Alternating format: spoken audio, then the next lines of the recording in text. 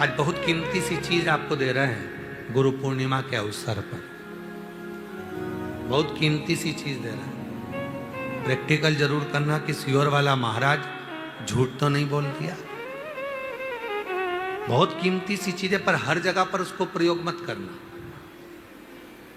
हर जगह पर उसका प्रयोग मत करना। उसका प्रयोग करना जब बहुत ज्यादा उलझन में हो, बहुत टेंशन में हो, बहुत तकलीफ में हो और तुमसे कोई भिड़ रहा है, तुम्हारे ऊपर आक्षेप कर रहा है, तुमको बहुत तकलीफ दे रहा है, और उस समय पर तुम अगर कुर्सी पर बैठे हो, सोफे पर बैठे हो, सिंहासन पर बैठे हो, तो अपने पुरुष अपने सीधे पांव का और महिला अपने उल्टे पांव का अंगूठा पृथ्वी पर टिकाकर अशोक सुंदरी का स्मरण कर ले। उतनी देर में आपका जो मन का टेंशन है, चिंता है, जो सामने उलझन आकर खड़ी है, 7 से 8 मिनट लगता है, धीरे धीरे धीरे धीरे हल होना प्रारंभ हो जाता है।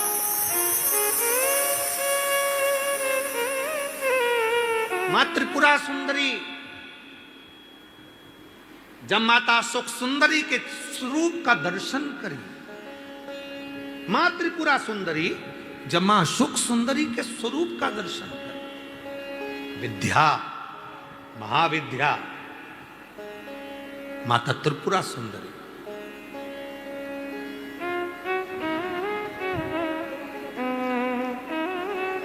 स्वरूप का दर्शन करें, अशोक सुंदरी। और किस समय पर दर्शन करा? जब मां पार्वती की गोद में माता अशोक सुंदरी बैठी हुई थी।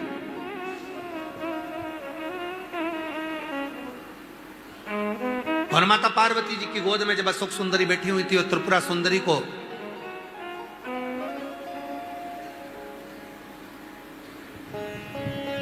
मां जगत जननी जगदम्बा अम्बा ने अब उस विद्या को स्मरण किया, और माता त्रिपुरा सुंदरी ने जब अशोक सुंदरी का दर्शन किया, देखा, देखकर क्या दूं मैं इस मातृ शक्ति की गोद में जो बैठी है उसको क्या दिया जाए? त्रिपुरा सुंदरी जी कहती हैं कि हे देवी अशोक सुंदरी, तुम मेरे त्रिपुरारी की पुत्री हो, और मैं त्रिपुरा सुंदरी मेरे त्रिपुरारी का स्मरण कर कर कहती हूं, संसार का कोई मनुष्य जब अपने पैर के अंगूठे को भूमि पर स्पर्श करेगा, उस समय पर पंजा एड़ी सब ऊपर होता है, अंगूठा केवल थोड़ा सा अंगूठा पांव का स्पर्श होता है। उस समय पेड़ी ऊंची, पंजा ऊपर, पांव का नीचे का जो भाग, खड़ा भाग नहीं, नीचे का भाग भूमि पर स्पर्श होता है। और उस समय पर जो अशोक सुंदरी तुम्हारे नाम का स्मरण करेगा और जो उस स्मरण में पाएगा, त्रिपुरा सुंदरी कहती है मैं स्वयं त्रिपुरा सुंदरी उसकी उलझनों को समाप्त कर कर उसके जीवन को खुशियों से भर। ये त्रिपुरा कह रही है, ये विद्या कह रही है, मां त्रिपुरा सुंदरी।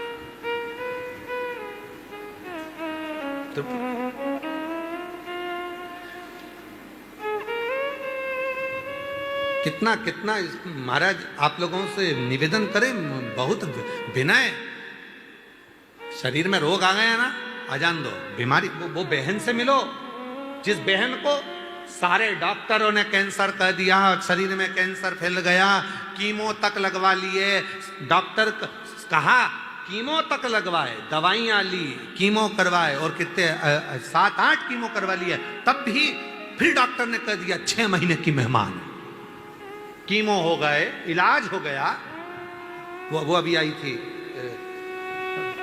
कीमो हो गए, इलाज हो गया, और फिर डॉक्टर ने कह दिया 6 महीने की मेहमान है, घर ले जाओ। घर ले गए, विचार करा, एक बार सीहोर आए, रुद्राक्ष लिया, कंकर शंकर पूजन कर ली, घर गए, लोटा भर के जल चढ़ाना प्रारंभ करा, जल पीना प्रारंभ करा, रुद्राक्ष का जल लेना प्रारंभ करा, फिर विचार करा अब एक बार दिल्ली जांच करा लेते हैं। फाइल लेकर दिल्ली पहुंच गए, और दिल्ली के कैंसर हॉस्पिटल में जैसे ही फाइल दी और डॉक्टर ने जैसे ही फाइल देखा, जांच करी, और जो जांच करना प्रारंभ करी अंदर से पानी निकालकर, जो जांच करना प्रारंभ करी तो डॉक्टर ने सारी फाइल नील कर दी। शरीर में एक रत्ती का भी कैंसर नहीं है, पूरा कैंसर समाप्त है, कोई कैंसर।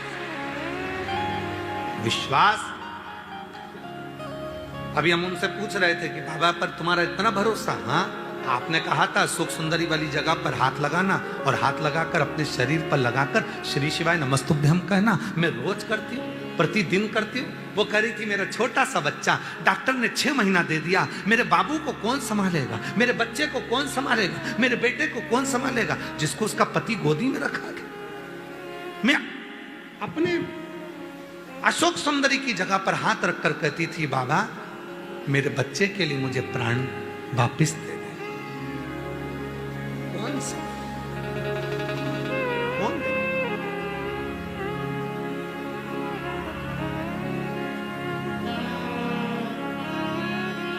महाराज, वो तो आज का समय हो गया जो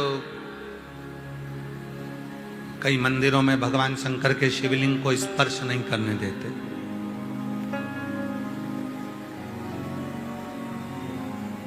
कई मंदिरों में भगवान शंकर के शिवलिंग को स्पर्श नहीं करने देते। पर शिव पुराण की कथा कहती है जब स्त्री हो, पुरुष हो, बेटी हो, बेटा हो, स्वस्थ हो, बीमार हो, पशु हो, पक्षी हो, जानवर हो, चाहे जलचर हो, चाहे थलचर हो, चाहे वायुचर हो, जब किसी शिवलिंग का स्पर्श करते हैं और याद करते हैं, उसी समय से संकट कटना प्रारंभ हो जाता है। स्पर्श, मात्र स्पर्श। कई लोग कहते गुरुजी सावन महीने की शिवरात्रि आती है, आप कहते हो कि सावन, आपने आज की बात है, भोजनशाला में एक माता जी, भोजनशाला में सब माताएं सेवा करने आती है, कोई सब्जी कतरने आप मायके में आए हो ना तो सेवा करने आते हो, कोई सब्जी कतरता है, कोई पंडाल की झाड़ू लगाता है, कोई मंदिर की झाड़ू लगाता है, कोई पीछे भोजन परोसता है, कोई कुछ काम करता है, कोई बर्तन साफ कर देता है, कोई कुछ काम करता है, तो कुछ माताएं सेवा कर रही थी। आपने पिछले वर्ष कहा था कि सावन के महीने के सोमवार और सावन के महीने में पड़ने वाली शिवरात्रि का व्रत और शंकर के पार्थिव शिवलिंग का निर्माण जो करता है, पूरे साल जितने व्रत, जितने उपास, जितनी साधना, जितने नियम होते हैं, उन सबका पुण्य फल सावन के सोमवार का व्रत करने से और सावन के महीने की शिवरात्रि करने से, उसमें पार्थिव शिवलिंग का पूजन करने से प्राप्त हो जाता है। तो उनको हम आज फिर कहना चाहते हैं, अगर बन सके स्कंद पुराण पढ़िएगा, शिव पुराण पढ़िएगा, गीता प्रेस गोरखपुर की शिव पुराण लाकर पढ़िए, स्कंद पुराण लाकर पढ़िए, नर्मदा पुराण लाकर पढ़िए, लिंग पुराण लाकर पढ़िए, और बन सके तो ब्रह्म वैवर्त पुराण लाकर पढ़िए। उसमें आपको मिलेगा कि जब सावन के महीने की शिवरात्रि पर कोई पार्थिव शिवलिंग का पूजन कर कर उसका स्पर्श मात्र कर लेता है तो उसको किसी भी नरक के मार्ग पर जाना नहीं पड़ता, उसके लिए सारे मार्ग सुलभ। उसे किसी मार्ग पर, गलत मार्ग पर, नरक के मार्ग पर वो जा ही नहीं सकता, भले जिंदगी में कितना पाप कर दिया उसने, कितना ही पाप।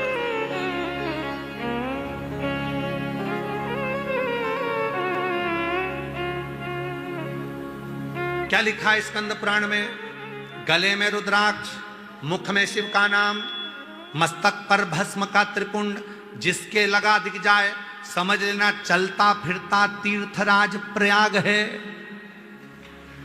त्रिवेणी का संगम, रुद्राक्ष, मुख में शिव नाम और मस्तक पर त्रिपुंड का तिलक, भस्म का तिलक, तो ये तो त्रिवेणी संगम, गंगा यमुना सरस्वती तीनों का संगम हो गया। तो चलता फिरता प्रयाग, मेरी जीजियां कोई मस्तक पर तिलक लगा लेती है, मुख में श्री शिवाय नमस्ते, गले में रुद्राक्ष पड़ा है, तो लोग कहते हैं हम तीर्थ करने गए थे। हम कई पतियों से कहेंगे, तुम कहते हो कि मैं प्रयाग जा रहा हूं, मत जाओ, अपनी पत्नी का मुख देख लो।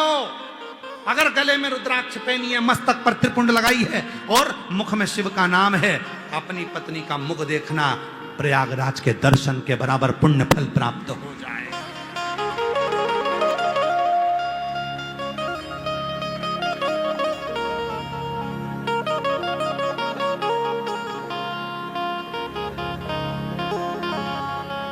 कई लोग कहते करवा चौथ के दिन पत्नी पति का चलनी में मुख देखती है। अरे भाई, पत्नी पति का मुख नहीं देखती, चलनी में से पति पत्नी को मुख देखता है। क्यों? जिसने दिन भर का व्रत करा, कुछ नहीं खाया, तेरे लिए भूखी रही, भजन करा भगवान का, करवा चौथ माता की पूजन करी, साधना करी, दिन भर की भूखी रही, तो उसको चलनी में से मुख देख ले। क्यों? क्योंकि उसके शरीर में इतनी ऊर्जा। एक कथा पहले कही थी, याद स्मरण में हमारे अभी कम आ रही है, हम प्रयास करेंगे कल उसको सुनाने का प्रयास करेंगे। एक राजा की लड़की, वो कथा ऐसी है, एक वो उसका नाम स्मरण नहीं आ रहा। एक राजा की लड़की शिव की साधना करती थी, शंकर की उपासना करती थी, शिव की साधना, और उसका विवाह एक राजकुमार से हो गया। राजकुमार उसको स्पर्श करता तो उसका हाथ जल जाता। राजकुमार उसको अगर सामने से देख लेता तो उसके नेत्र फड़कने लगते। राजकुमार को लगा कि हम उसका पूरा नाम वगैरह कल आपको बताएंगे, आज कथा आ गई तो थोड़ा सा सुना देना। राजकुमार को लगा कि मेरी पत्नी को हुआ क्या है, छूता हूं तो मेरा हाथ जल जाता है। वो राजकुमार गुरुजी के पास गया, गुरुदेव, मेरी पत्नी का स्पर्श करने पर मेरा हाथ जलता है, उसके सामने खड़ा होता हूं तो नेत्र जलते हैं, छू नहीं सकता मैं उसको। क्यों? कहा, तुम्हारी पत्नी शिव की उपासक है, इतनी भक्ति करी उसने, उसके शरीर में शिव का ज्योति का तेज आ गया है। अब जितनी ज्योति का तेज उसमें है, उतनी ज्योति का तेज तुझ में होना चाहिए, तो तू उसको छू सकता है, स्पर्श कर सकता है, और अगर वो तेज नहीं है तो तू तो जल जाएगा। तो मुझे क्या करना पड़ेगा मेरी पत्नी जैसा तेज पाने के लिए? तो कहा, ये तेरी पत्नी ही बता सकती है। पत्नी से पूछा, मुझे तेरे जैसा बनना है तेजवान, क्या करना पड़ेगा? पत्नी ने कहा, मैंने जितना तप करा उतना तुम नहीं कर सकते, पर एक काम करो, किसी भी वृक्ष की पत्ती को तोड़कर जब तुम महादेव को चढ़ाओगे तुम्हें वो तेज मिलता चले जाएगा। पति हंसकर बोला, कैसी बेवकूफ हो गई है, पागल हो गई है, मूर्ख हो गई है, वृक्ष की पत्ती तोड़कर महादेव को चढ़ाने से क्या शरीर में तेज आ जाता है? तेरे बराबर का तप, तूने जितना तप करा है उतनी ऊर्जा मुझ में आ जाएगी, कर कर देखो। पति ने चढ़ाना प्रारंभ करा। 15 दिन के बाद पत्नी का स्पर्श किया तो हाथ नहीं चला, स्पर्श करने पर हाथ नहीं चला। पति ने अपनी पत्नी से कहा, तूने पूरी जिंदगी निकाल दी तप करने में, तब तेरे शरीर में तेज आया, मैंने 15 दिन में पत्ती चढ़ाई वृक्ष की और इतना तेज पा लिया। पत्नी ने कहा, शिव भोले भंडारी हैं, कोई उन्हें व्रत से पाता है तो कोई एक पत्ती से प्राप्त कर लेता है, उसको पाने की बस ललकता होना चाहिए। तुम्हारे को मुझे पाने की ललकता थी तो तुमने शिव की उपासना कर ली, शंकर की साधना कर ली, ललकता होना चाहिए। जिसके बल पर देवाधिदेव महादेव मिल सकते हैं।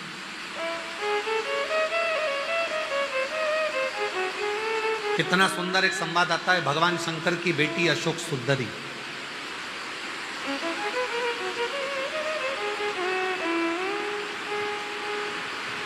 छह लड़कियों में 5 जया, विषहरा, शामली बारी, दौतली, देव और एक अशोक सुंदर। अशोक सुंदर भगवान देवाधिदेव महादेव की बेटी अशोक सुंदरी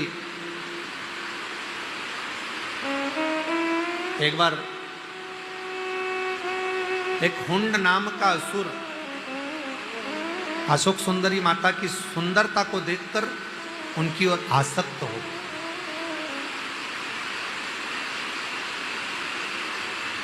क्योंकि अशोक सुंदरी सुंदर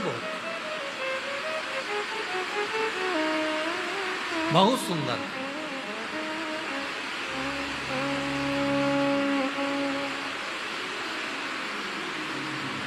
और अशोक सुंदरी इतनी सुंदर थी कि हुंड असुर, एक हुंड नाम का जो असुर था, हुंड नाम का जो राक्षस था, वो अशोक सुंदरी की सुंदरता देखकर उनकी ओर लोभित हो गया, मोहित हो गया। और उसने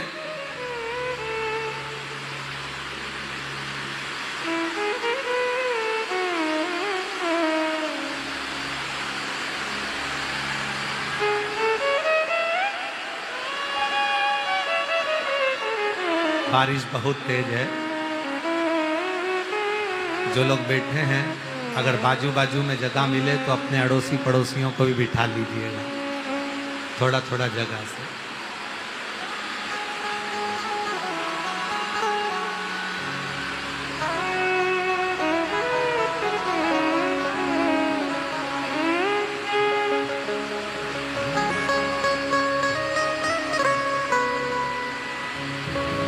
अशोक सुंदरी को उनकी सुंदरता देखकर, उनकी सुंदरता का स्वरूप देखकर हुंड असुर उनकी ओर आसक्त हो।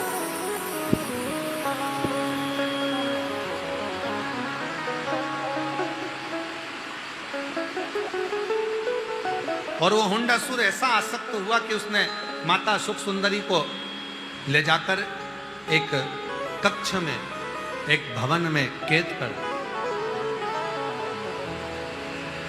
अब माता अशोक सुंदरी को तो मालूम ही नहीं पड़ा, उसने माया का जाल बिछाया और माया का जाल बिछाकर, माया को बिछाकर उसने माता अशोक सुंदरी को ले जाकर एक कक्ष में, एक कमरे में बंद कर दिया। पर अशोक सुंदरी माता का, माता पार्वती जी की पुत्री का एक नियम था और बड़ा प्रबल नियम था। अपने हाथ की 3 उंगलियों को अशोक सुंदरी माता चरणों पर रखती थी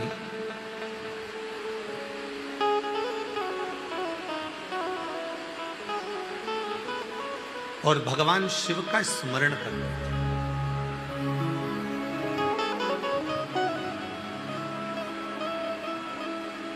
अपने हाथ की 3 उंगली अशोक सुंदरी माता भूमि पर रख देती और शिव का स्मरण करती, और स्मरण कर कर जो चाहती उसी क्षण अशोक सुंदरी के सामने वो प्रकट हो जाए।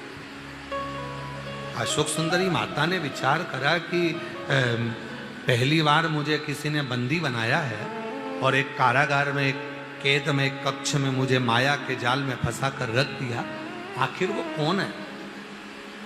3 उंगली रखी अशोक सुंदरी ने और 3 उंगली रखकर माता अशोक सुंदरी नेत्र बंद कर ध्यान लगाने लगी। माता अशोक सुंदरी ध्यान लगाने लगी, स्मरण करने लगी और ध्यान लगाकर देखा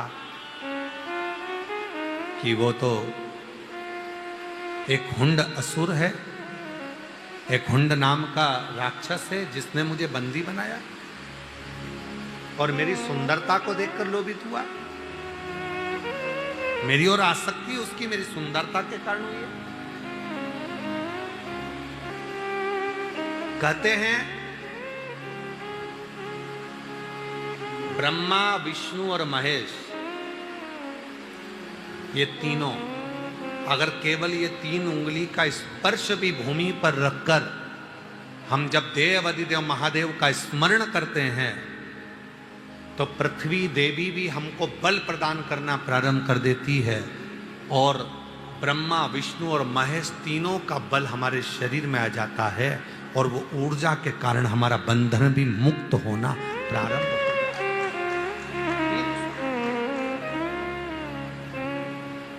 300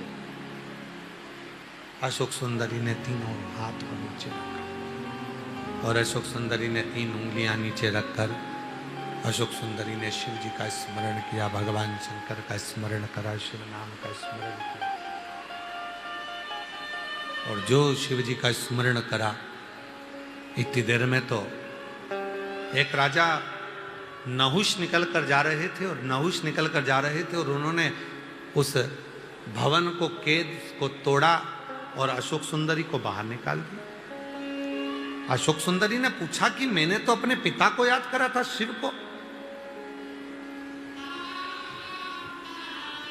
तुम कौन हो? कहा मेरा नाम राजा नहुष है। मुझे आवाज आई आपके पुकारने की, ऐसा लगा पास में से कोई मुझे पुकार रहा है। अशोक सुंदरी ने कहा मैंने तो कोई शब्द कहा ही नहीं, मैंने तो आवाज लगाई नहीं, मैंने तो केवल अपने पिता को पुकारा था, मैंने तो देवादिदेव महादेव को पुकारा था, 3 उंगलियां पृथ्वी पर रखकर मैंने शंकर का स्मरण किया था।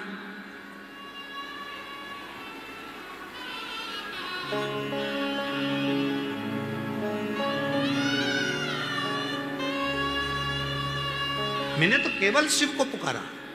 और शंकर भगवान को पुकारने पर राजा नहुष कहते हैं कि मेरे को तो मेरे को बस आपके पुकारने की आवाज आई। अशोक सुंदरी ने कहा मैंने अपनी जिह्वा से, मैंने अपने मुख से एक बार भी कोई शब्द नहीं कहा, एक आवाज मेरे मुख से नहीं निकली, मैंने तो केवल अपने पिता देवादिदेव महादेव को पुकारा था। फिर राजा नहुष कहते हैं कि मुझे ये पता किसने बताया, मुझे यहां तक लेकर कौन आया?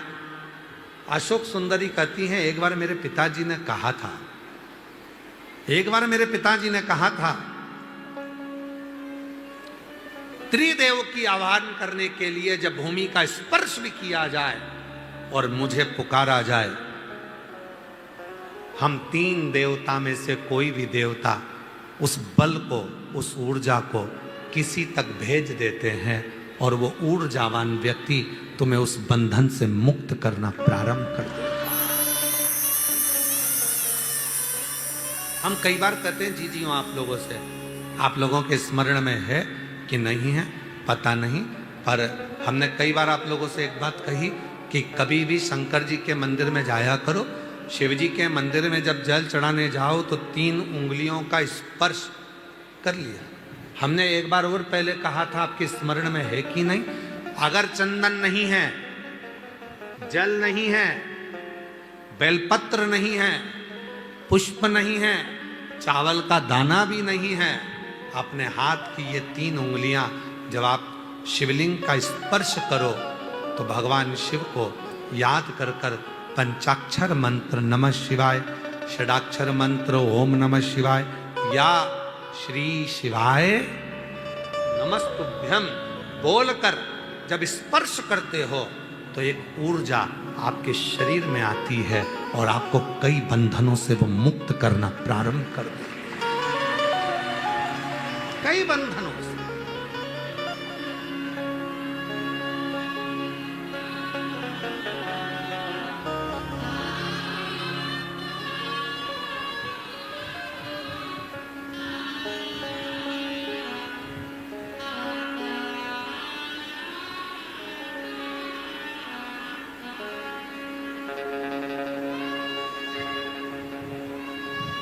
किसी भी मंदिर में जाओ तो कई माताएं ऐसी हैं जिनके शरीर में कोई पितृदेव, कोई कुलदेव, कोई देवी देवता किसी के शरीर में आ जाता है। कई मंदिरों में माताएं दर्शन करती है, कोई भाई दर्शन करता है, कोई बेटियां दर्शन करती हैं, उनके शरीर में आ जाता है। पर कुबेरेश्वर बाबा की पवित्र भूमि पर, कुबेरेश्वर बाबा के पवित्र परिक्रमा मार्ग को पूरा देखा जाए, 1 नंबर गेट से लेकर 6 नंबर गेट तक, 6 नंबर गेट से लेकर 7 नंबर गेट तक, कहीं पर भी पूरे प्रांगण के अंतर्गत आप कहीं पर भी अकेले दुकेले कैसे भी भ्रमण कर लीजिए, आपके शरीर में, आपके घर पर भले कुछ आता होगा पर इस प्रांगण के अंतर्गत आपके शरीर में कुछ नहीं आएगा। क्यों? क्योंकि शिव की इतनी ऊर्जा इस पूरे प्रांगण में रहती है कि आपके भीतर के सारे विकार, दोष, पाप, काम, आसक्ति सब बाहर।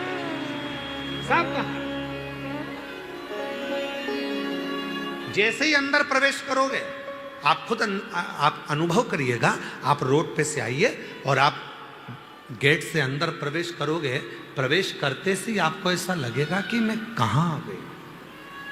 आपके अंदर खूब हल्कापन, आपके अंदर का सारा विकार, चाहे कुछ भी चल रहा होगा, कितना भी टेंशन होगा, घर पर कितनी भी परेशानी होगी, कितनी बड़ी भी बीमारी से तुम ग्रसित हो गए, पर गेट के अंदर प्रवेश करते से ही, बाबा के प्रांगण में अंदर आते से ही तुमको एक ऊर्जा अंदर से बोलती है कि अब तू यहां से ठीक होकर जाएगा, झोली भर कर जाएगा, खाली नहीं जाएगा।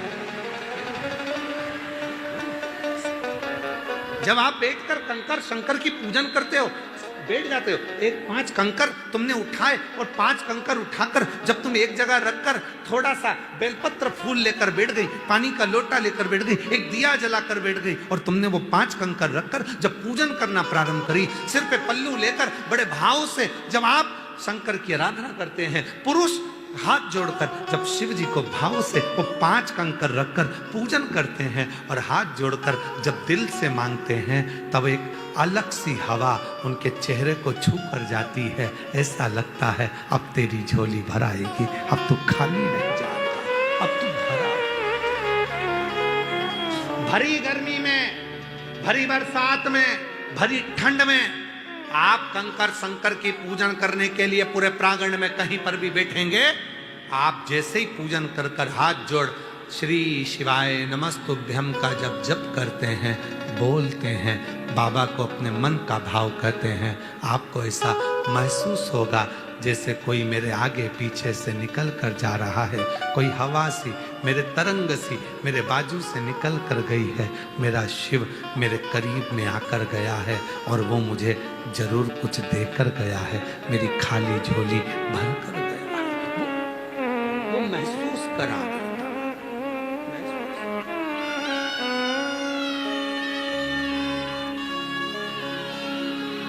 एक बहन ने लिखा कि मैं अभी कथा में आई थी और मुझे बाबा ने क्या दे दिया। उसने अपने पत्र में लिखा,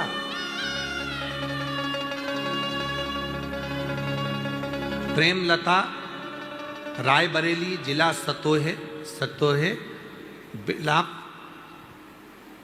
की रहने वाली हूं। मेरा नाम प्रेमलता, रायबरेली से आई हूं, रायबरेली के जिला रायबरेली के सतोहे ब्लॉक से आई। भोले बाबा की कथा सुन के 3 महीने में मेरे सारे कार्य पूर्ण हो गए। बहुत दिन से खेत का मुकदमा चल रहा था जो खारिज दाखिल हो गया। मेरी तबीयत बहुत खराब थी, 200 से बीपी नीचे नहीं उतरता था, हार्ट की बीमारी हो गई थी। बाबा ने सब कुछ ठीक कर दिया, अब एक गोली भी नहीं खाना पड़ती। मेरी बेटी के कोई बच्चा नहीं था, कई साल हो गए थे और बाबा ने 3 महीने के अंदर उसकी भी गोद भर दी। आज मैं बाबा को नमन करने के लिए आई हूँ। मेरा नाम प्रेमलता, मैं रायबरेली जिला सतोहे के ब्लॉक से आई हूँ। शिव किसको कहते हैं? वो आता है, आप बैठे हो कथा श्रवण कर रहे हो, जहाँ तुम्हें जगह मिल रही है, पानी भी है, कीचड़ भी है, और गुरु पूर्णिमा महोत्सव तो पानी के समय पर, कीचड़ के समय पर, बारिश में ही होता है, आप सबको मालूम है। तो आप सब अपने साथ व्यवस्था कर कर भी लाए हो, पन्नी भी लाए हो, छाता भी लाए हो। आपको मालूम भी होना चाहिए कि भाई पानी तो आएगा, और कितनी भी व्यवस्था कर ली जाए, कितना बड़ा भी पंडाल बना लिया जाए, पर बाबा के भगत तो आएंगे। पर अपने को अपनी खुद की तो सुरक्षा, अपनी खुद की तो व्यवस्था करना पड़ेगी, स्वयं की व्यवस्था से चलना। आप एक उस पर आश्रित होकर, और ये तुम्हारे बाप का घर है, तुम्हारे पिता का घर है। मेरी जितनी जीजी आई हैं, जितनी बेटी आई हैं, तो अपने पापा के घर आए हो, अपने पिता के घर। जितने मेरे बेटे आए हैं, जितने मेरे बुजुर्ग माता पिता आए हैं, आप अपने बाबुल के घर आए हो। और पिता के घर में आकर आप क्या प्राप्त करोगे, ये वही जान सकता है। वो वही जान, वो महसूस करा है, वो वही जान, वो महसूस करा है। पर गुरु के शब्द तुम्हारे जैसे नहीं हो सकते। आपके शब्द संसार के शब्द होंगे, और गुरु अपनी पीठ पर बैठकर, व्यास पीठ पर बैठकर या अपनी गादी पर बैठकर भगवान को अपने हृदय में बिठाकर जो शब्द बोलेगा, वो गुरु के शब्द नहीं होंगे, स्वयं जनार्दन के, स्वयं उस ईश्वर के, जगत पिता के, विश्वनाथ के।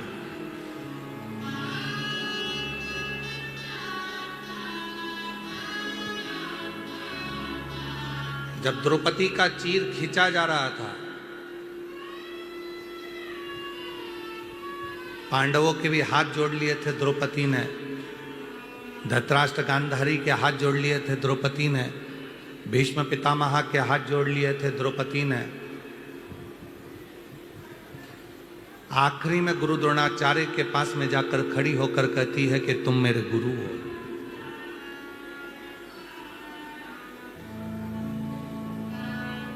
अब आप मेरा साथ दे दो। गुरु द्रोणाचार्य कहते हैं मैं भले तेरा गुरु हूं, पर मैं तेरा साथ नहीं दे सकता। हां, तूने मेरे मुख से जो शब्द लिया है, तूने मेरे मुख से जो मंत्र लिया है, वो तेरा साथ देगा। तो उसको पुकारना प्रारंभ करो, उसका स्मरण।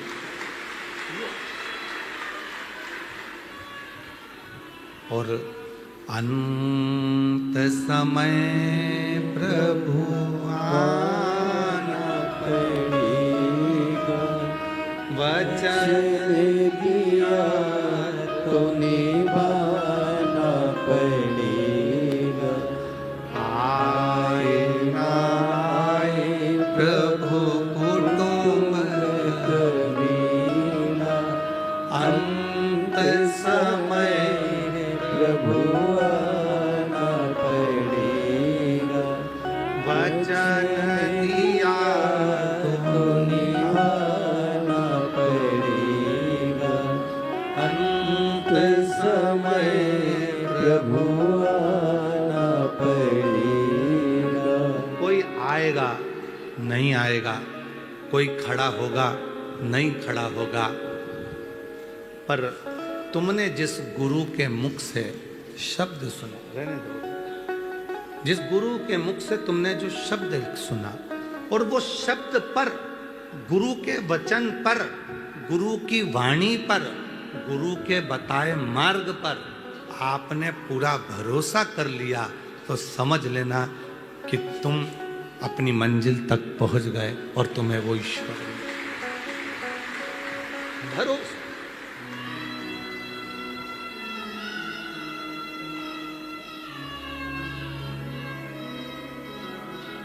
चलो एक बात और कहते हैं। तुम यहां से जा रहे थे, पानी पड़ा था, पानी पड़ा था, फिसल गए, फिसल गए, और जो फिसले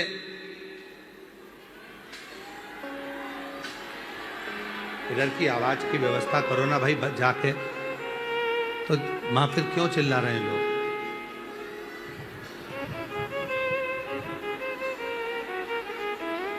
और बक्से वाले से पूछो, बक्से चल रहे हैं क्या? बाजू वाले ये बक्से नहीं चल रहे।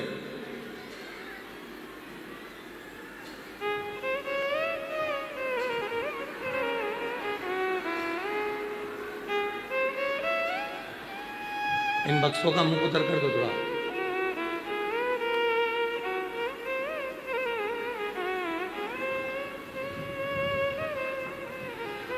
उस पंडाल में भी तो नहीं आ रही, और पूरा पंडाल की आवाज नहीं आ रही वहां पे।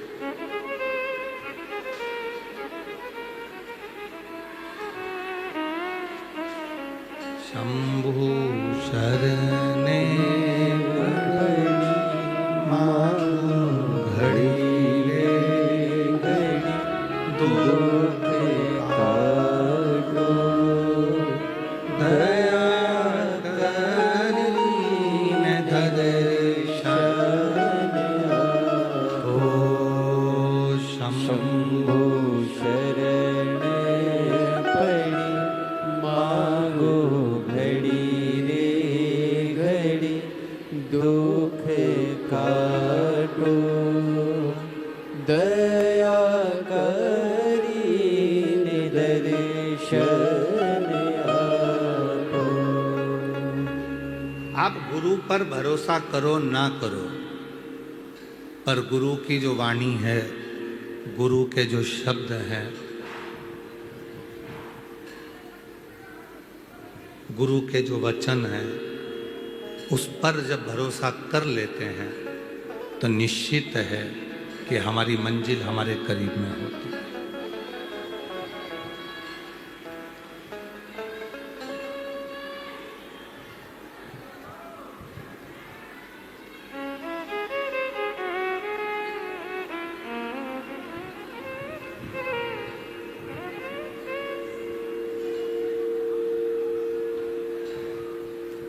भरोसा।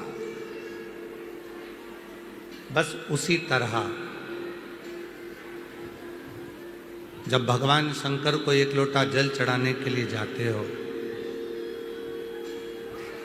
शिव जी को एक लोटा जल चढ़ाने के लिए जाते हो, तो कितना भरोसा तुम्हारा है, कितना विश्वास तुम्हारा है, ये तुम पर निर्भर करता है।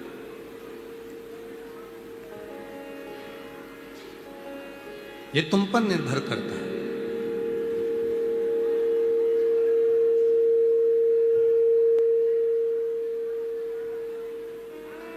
किस भरोसे के साथ जा रहे हो, कितने विश्वास के साथ जा रहे हो, कितने भरोसे के साथ जल चढ़ा रहे हो, तुम पर निर्भर। गुरु पर भरोसा करो ना करो तुम्हारी मर्जी, पर अपने गुरु के वचन पर भरोसा करो। कोई आएगा नहीं आएगा, पर यह पक्का है कि गुरु के वचन पर भरोसा करा तो वो वचन जो तुमने भरोसा किया उसके माध्यम से शिव तुम्हारे दरवाजे पर आकर जरूर खड़ा हो। शिव जरूर आएगा। वचन पर भरोसा किया। अभी कथा चल रही थी, उसमें हम कह रहे थे कि आप जा रहे हैं, पानी पड़ा है, कीचड़ हो गया, फिसल गए,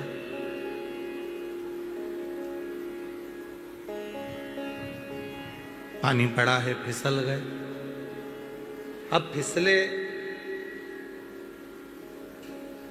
तो उत्तर दो, महाराज जी अपने कमरे से निकल कर आए क्या? जम के बोलो जरा। नहीं। गुरु जी अपने कमरे से निकल कर आए क्या तुम फिसले तो? नहीं है। पर फिसले और फिसलते से ही तुम्हें गुरु के वचन याद आ गए, श्री शिवाय नमस्ते।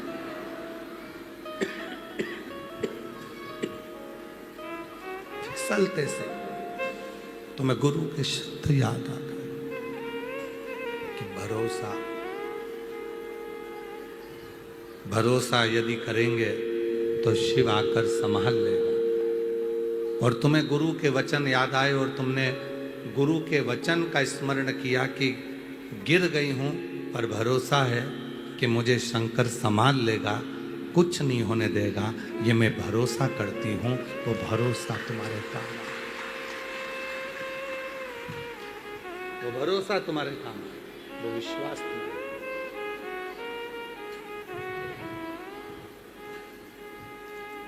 और अंत समय प्रभु शंभो शंभो शंभो शंभो शंभो शंभो शंभो। अंत समय प्रभु आना पड़ेगा, वचन दिया तो निभाना पड़ेगा। आए ना आए प्रभु कुटुंब कबीला, अंत समय प्रभु आना पड़ेगा। अंत समय प्रभु आना पड़ेगा। कोई आए ना आए, पर जिस वाणी पर तुमने भरोसा किया, जिन शब्दों पर तुमने भरोसा किया, वो शब्द के माध्यम से शिव तुम्हारे पास जरूर होगा। चंचुला देवी ने फिर पूछा, क्या मेरे पति को प्रेत योनि से मुक्ति मिल जाएगी?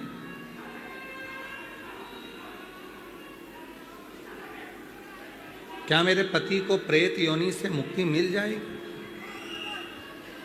क्या मेरे पति को प्रेत योनि से वो मुक्त हो जाएगा?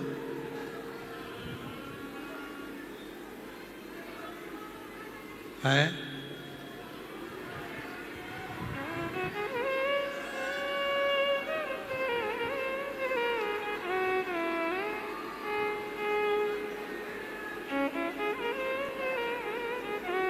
ये मुक्ति कैसे मिले?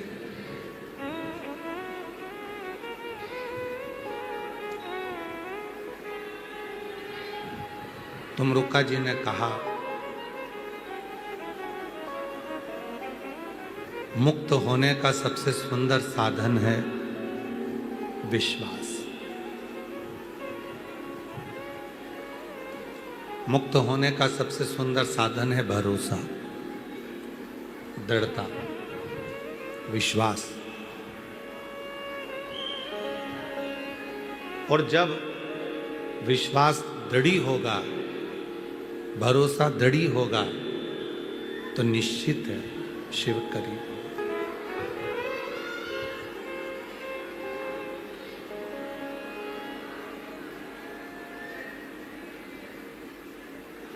शंभु शरणे पड़ी मांगो शंभु। दुख। ये आशीष, चोंगे बंद करके अंदर के पंडाल के बक्से खुलवाइए, बक्सों की आवाज खोलिए जिससे लोगों को आवाज आए। शंभु शंभु शरणे मांगू घड़ी रे घड़ी, दुख काटो दया।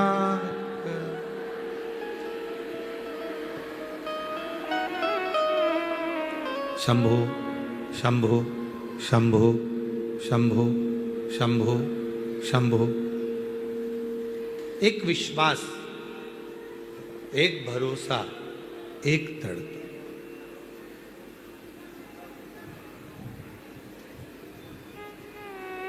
आप कितना शिव पर भरोसा करते हो यह आपको मालूम। एक भरोसा, एक दृढ़ता, एक विश्वास। आप कितना भरोसा करते हो शिव पर, आप कितना भरोसा करते हो अपने आप पर, यह आप पर निर्भर करता है।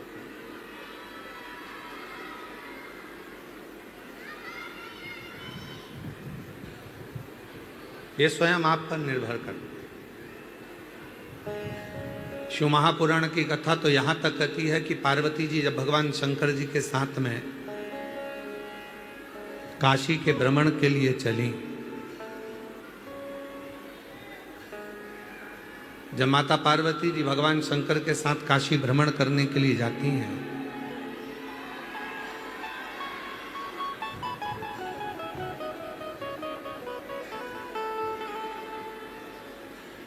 पार्वती माता जब भगवान शिव जी के साथ भ्रमण करने को जाती हैं, तो भगवान शंकर पार्वती जी को काशी घुमाते घुमाते ये देखते हैं कि पार्वती जी को भरोसा इस काशी पर कितना है।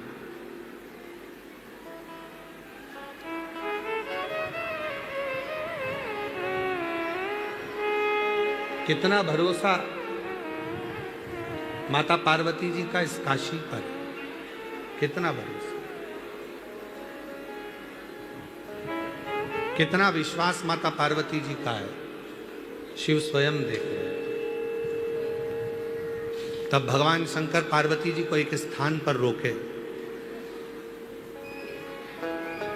और एक स्थान पर भगवान शंकर ने पार्वती जी को रोका, और पार्वती जी को रोकने के बाद भगवान शिव ने, देवादिदेव महादेव ने, भगवान शंकर ने, ओगड़दानी ने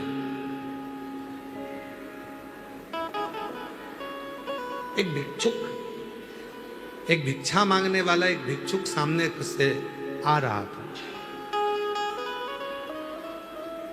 जब भिक्षुक सामने से आ रहा था, पार्वती जी उसको देख रही थी और वो भिक्षुक दरवाजे दरवाजे पर भिक्षा मांग रहा था।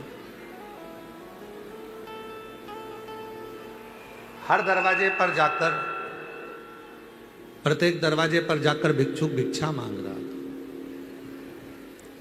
पार्वती जी मुस्कुरा रही थी। भगवान शंकर ने पूछा, पार्वती तेरे मुस्कुराने का कारण क्या है? क्यों मुस्कुरा रही, क्या हुआ?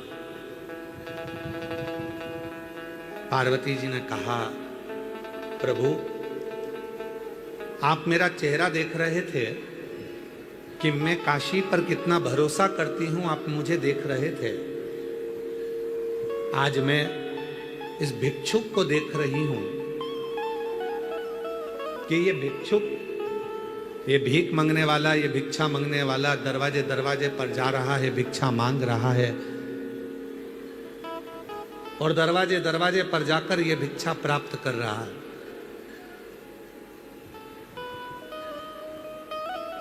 पर सत्य कहूं ना महादेव, यदि अपनी जिंदगी में किसी के दरवाजे से भिक्षा ना मांगे और केवल एक विश्वनाथ पर भरोसा कर ले, तो पेट भरने की जवाबदारी तो उस विश्वनाथ की है, वो स्वयं भर कर ही दे। भरने की पेट भरने की जवाबदारी तो उस विश्वनाथ की है, वो स्वयं भरेगा। उसमें फिर चिंता करने की जरूरत नहीं है, टेंशन करने की जरूरत नहीं है, बस उस पर भरोसा करो। और आप लोगों से भी निवेदन है, जितने भी गुरु पूर्णिमा महोत्सव की इस पवित्र कथा में आए हैं, आप सीहोर वाले बाबा प्रदीप मिश्रा जी के भरोसे पर नहीं आए, आप देव अधिदेव महादेव के भरोसे पर आए, आप शिव के भरोसे।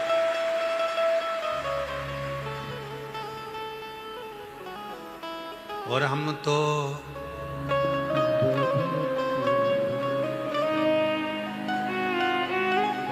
आवाज नहीं आई, जरा सब बोलो, सब। हम तो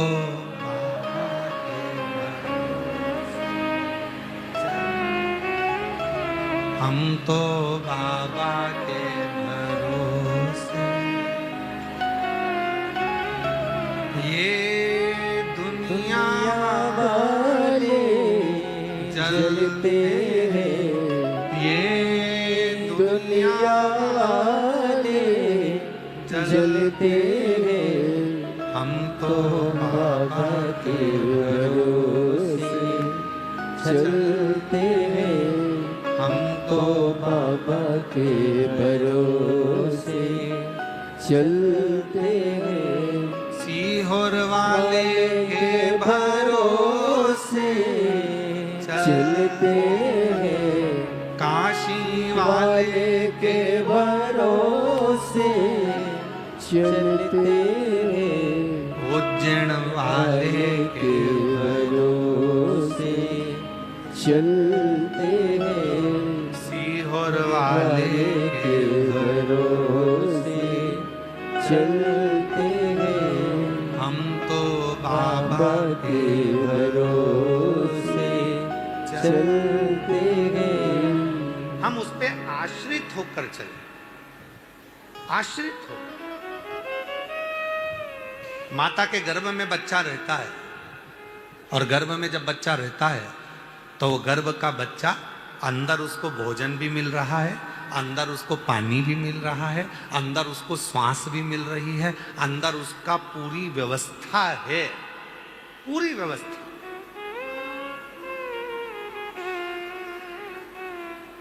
अंदर पूरी व्यवस्था दी है। पर वही बच्चा जन्म लेने के बाद ओ माँ ओ माँ ओ माँ ओ माँ रोए, माँ माँ माँ माँ कहकर चिल्ला चिल्ला कर रो रहा है, माँ माँ माँ माँ माँ माँ माँ माँ कहकर रो रहा है। उसके शब्द सुनकर स्वयं भगवान भी मुस्कुराते हैं। गजब है, पेट में था तो एक दिन नहीं रोया, अंदर ही था, रोने की जरूरत ही नहीं पड़ी। क्यों? क्योंकि उसको मालूम था कि मैं माता के पेट में हूं, पर मेरा भरण पोषण तो वो विश्वनाथ ही कर रहा है।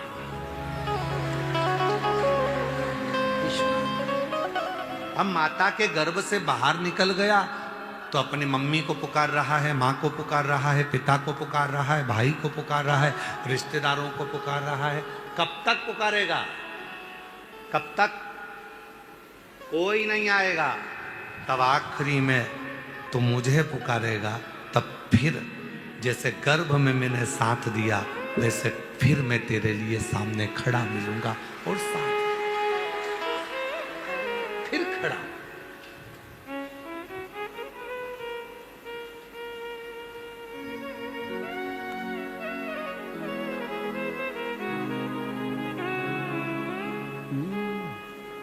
बुखार आएगा तो कोई भी हाथ पकड़ लेगा, चक्कर आएंगे तो कोई भी हाथ पकड़ लेगा,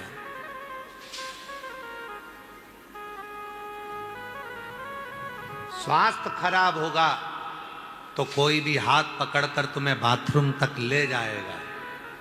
पर याद रखना, समय खराब होगा तो कोई तुम्हारा हाथ नहीं पकड़ेगा, हाथ केवल महादेव ही पकड़ेगा। स्वास्थ्य खराब होगा कोई हाथ पकड़ लेगा, बुखार आएगा कोई हाथ पकड़ लेगा, चक्कर आएंगे कोई हाथ पकड़ लेगा, पर जब समय खराब होगा कोई हाथ नहीं पकड़ेगा। तब रोगे बिलखोगे, मेरे अपनों ने मेरा साथ छोड़ दिया, तब उसको याद करना। सियोर वाले महाराज की कथा में सुना था, सियोर वाला बाबा कथा कह रहा था तो उसने कहा था कि अगर जब जब दिक्कत आए, परेशानी आए तो श्री शिवाय नमस्तुभ्यम को जपना, एक लोटा जल भरकर अपने घर के पास के शिव मंदिर में जाना, और बन सके भले टीवी के सामने कथा सुनना, चाहे पंडाल में बैठकर कथा सुनना, पर शिव पुराण की कथा जब मिल जाए उसी समय पर सुनना प्रारंभ करना, तो आधे से ज्यादा दुख तेरा मेरा महाकाल।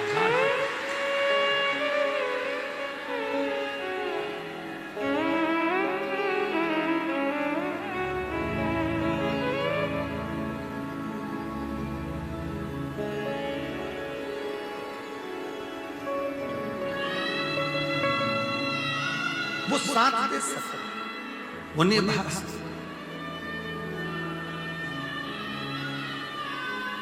फिर कहेंगे सच्चा शिष्य वही है जो गुरु से ज्यादा गुरु के वचन पर भरोसा विश्वास। गुरु जी ने कह दिया ना कि एक लोटा जल सारी समस्या का हल, तो वो एक लोटा जल तेरी समस्या का हल होकर ही रहा। चढ़ाते हो एक लोटा जल, हाथ उठाओ जरा, सब चढ़ाते हो, रखिए पूरे भरोसे के साथ, जम के बोलो जरा, पूरा भरोसा। बस शिव महापुराण की कथा कहती है, जिसने अपने एक लोटे जल पर भरोसा कर लिया, श्री शिवाय नमस्तुभ्यम पर भरोसा कर लिया, समझ लेना कि फिर वो भरोसा टूटने वाला नहीं है, वो सफल होगा।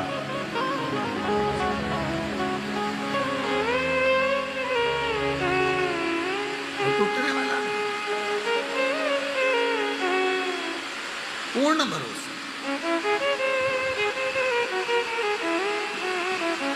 पूर्ण भरोसा।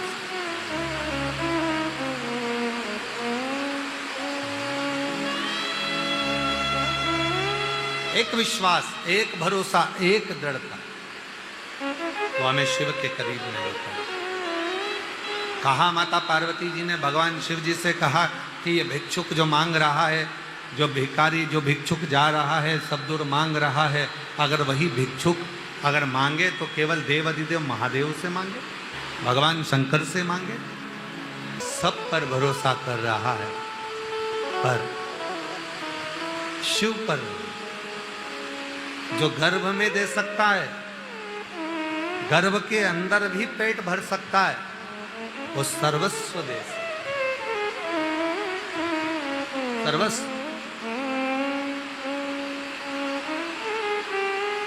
एक भरोसा ही तो मूल है जिसके बल पर देवाधिदेव महादेव मिल सकते हैं। आप सब कथा सुने हो, पहले पूरी कथा का इतिहास निकाल कर देखिएगा और देखिएगा कि सियोर वाले बाबा ने आपको कोई भी पूजन 5,000, 10,000, 25,000 की बताई क्या आज तक? बोलो बोलो जम के। 1000-2000 की बताई क्या? नहीं। सियोर वाले बाबा ने बताया कि पेड़ की पत्ती तोड़कर चढ़ा देना, चावल का एक देना चढ़ा देना, जल चढ़ा देना, जल को ऐसे चढ़ा देना, दुर्वा चढ़ा देना, कनेर का फूल चढ़ा देना, बेलपत्ती को इधर चढ़ा देना, कोई शुल्क नहीं। उस पूजन में कोई तुम्हारा पैसा खर्च नहीं हुआ, उस पूजन में तुम्हारा धन खर्च नहीं हुआ, उस पूजन में केवल तुम्हारा मन खर्च हुआ, उस पूजन में तुम्हारा दिल खर्च हुआ, उस पूजन में तुम्हारा दिल और दिमाग दोनों लग गए। तो जो लोगों ने व्रत से शिव को प्राप्त करा था, उपास से शंकर को प्राप्त करा था, वो तुमने एक चावल के दाने से प्राप्त कर लिया। एक चावल प्राप्त हो, वो मिल गए। महाराज, ये प्राप्ति का केंद्र बिंदु। अब ऐसे प्राप्त, वो कहते हैं ना, एक नई नवेली बहू आई, आकर बोली, मम्मी मैंने सारी सब्जी काट के रख दी है, मैंने सब सब्जी काट दी। मम्मी थोड़ी सत्संग ज्यादा जाती थी, प्रवचन ज्यादा जाती थी, बड़े ऊंचे ऊंचे को सुनती थी। तो मम्मी ने कहा, पागल हो गई बेटा, कभी नहीं कहना चाहिए कि सब्जी काट दी, हमेशा बोलना चाहिए मम्मी सब्जी सुधार दी। क्या कर दी? सब्जी सुधार दी। काटना नहीं बोलना चाहिए, सुधार दी बोल। जी मम्मी। अब मैं हमेशा, अब जब भी सब्जी काटती तो कहती, मम्मी मैंने सब्जी सुधार दी, मम्मी मैंने फल सुधार दिया, मम्मी मैंने सब्जी सुधार दी। एक दिन मम्मी गई थी बाजार, कुत्ता काट गया मम्मी को। पति आया ऑफिस से, उसने कहा क्यों? मम्मी को क्या हो गया? कुत्ते ने मम्मी को सुधार दिया।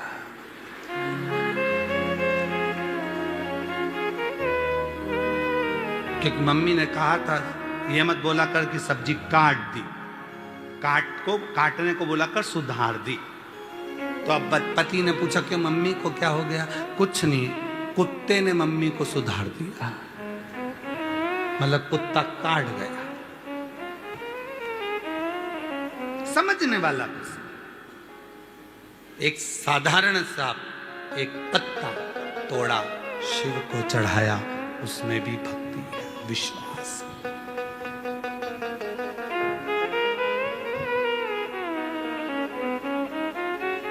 कई लोग कहते हैं हम चांदी के लोटे से शंकर जी को जल चढ़ाते हैं, कोई कहता है हम सोने के लोटे से शंकर जी को जल चढ़ाते हैं। कोई शंकर जी से जाकर पूछो, रे महादेव जी चांदी पसंद है कि सोना पसंद है? महादेव कहेंगे ना चांदी ना सोना। जिस दिन और उसको भी देखो ना, एक बोला चांदी से चढ़ाया, एक बोला सोने से चढ़ाया। और शिव पुराण में, स्कंद पुराण में लिखा, कड़प भगत, एक कड़प नाम का एक भील जंगल में घूमता था, पंडित जी को जल चढ़ाते देखा।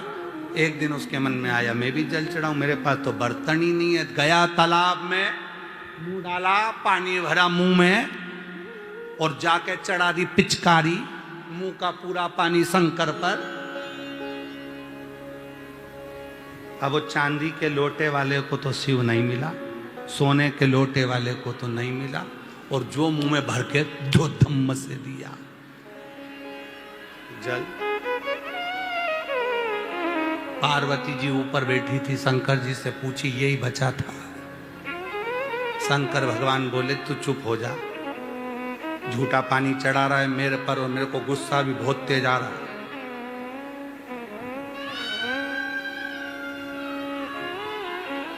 बहुत तेज गुस्सा आ रहा है। वो देख चांदी के लोटे से जल चढ़ाता है मेरे को, वो देख सोने के लोटे से जल चढ़ाता है, और इसने झूठा जल चढ़ा दिया।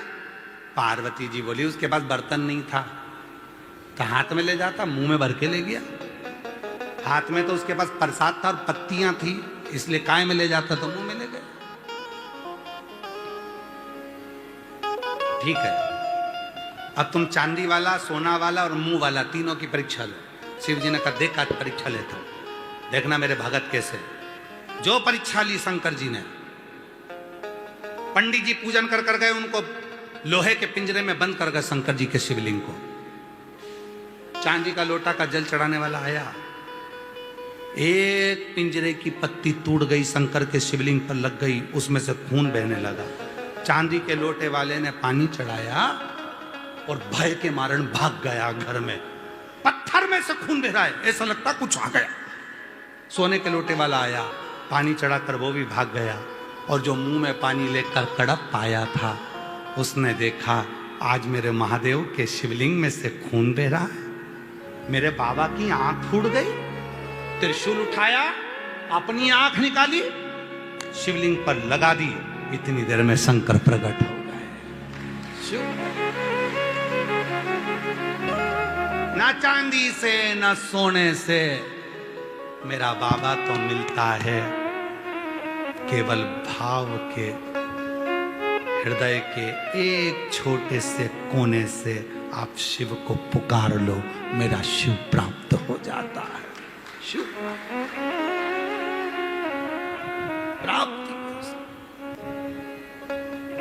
कई लोग हंसते हैं, कंकर शंकर की भूमि पर आते हैं, कुबरेश्वर धाम पर, तो कई हंसते हैं। माता इधर बैठ के पूजन कर रही, उधर बैठ के पूजन कर रही, भाई उधर बैठकर पूजन कर रहा, कोई उधर बैठ के पूजन कर रहा, कोई उधर बैठकर पूजन कर रहा, तो लोग हंसते हैं। बताओ कैसी पागल, यहाँ बैठ गई, बताओ वहां बैठ गई, वहां पत्थर रख लिया, भगवान पे पांव रख के लोग जाएंगे, लोग कंकर पे पांव रख कर जाएंगे, ये तो छोड़ के चली जाएगी, नारियल पटक जाएगी, बेलपत्री पटक जाएगी, लोगों के पांव में आएगी। लोग हंसते हैं।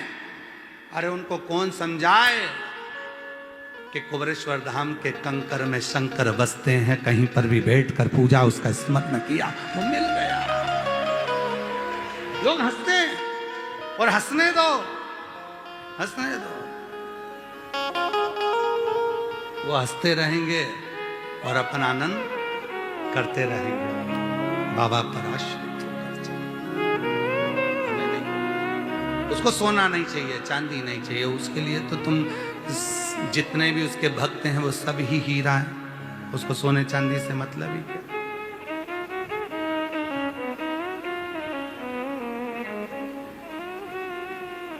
वो एक निखिलेश जी आप सुनाते ना सोना काम आएगा ना चांदी आएगा। ना सोना काम आएगा ना चांदी आएगी, ना सोना काम आएगा ना चांदी आएगी।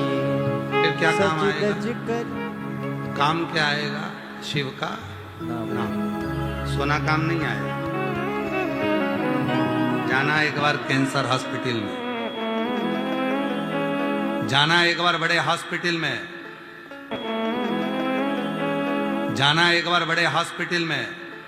लोग चेक बुक साथ में रखते हैं, अटैची साथ में रखते हैं, मेरे पिताजी को बचा लो, मेरे भाई को बचा लो, मेरी पत्नी को बचा लो, मेरे बेटे को बचा लो, मेरी बेटी को बचा लो, मेरे पति को बचा लो। डॉक्टर साहब कितना भी पैसा लग जाए मैं देने को तैयार हूँ, बस इनको थोड़ा बचा लो ना, तुम्हारे हाथ जोड़ती हूँ, थोड़ा बचा लो ना, थोड़ा बचा लो।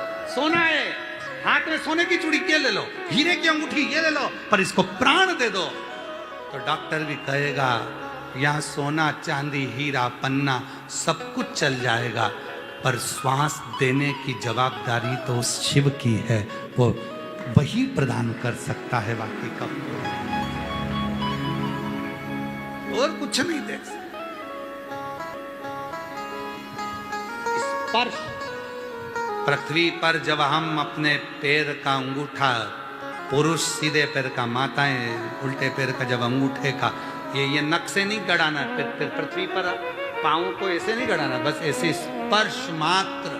और कभी कभी, रोज नहीं, जब तुम्हें कभी लगे उस समय पर स्पर्श मात्र कर कर अशोक सुंदरी का स्मरण कर कर जब हम अपने उलझनों को शिव से कहेंगे, वो सुलझ रहा, एक अलग रहा प्राप्त।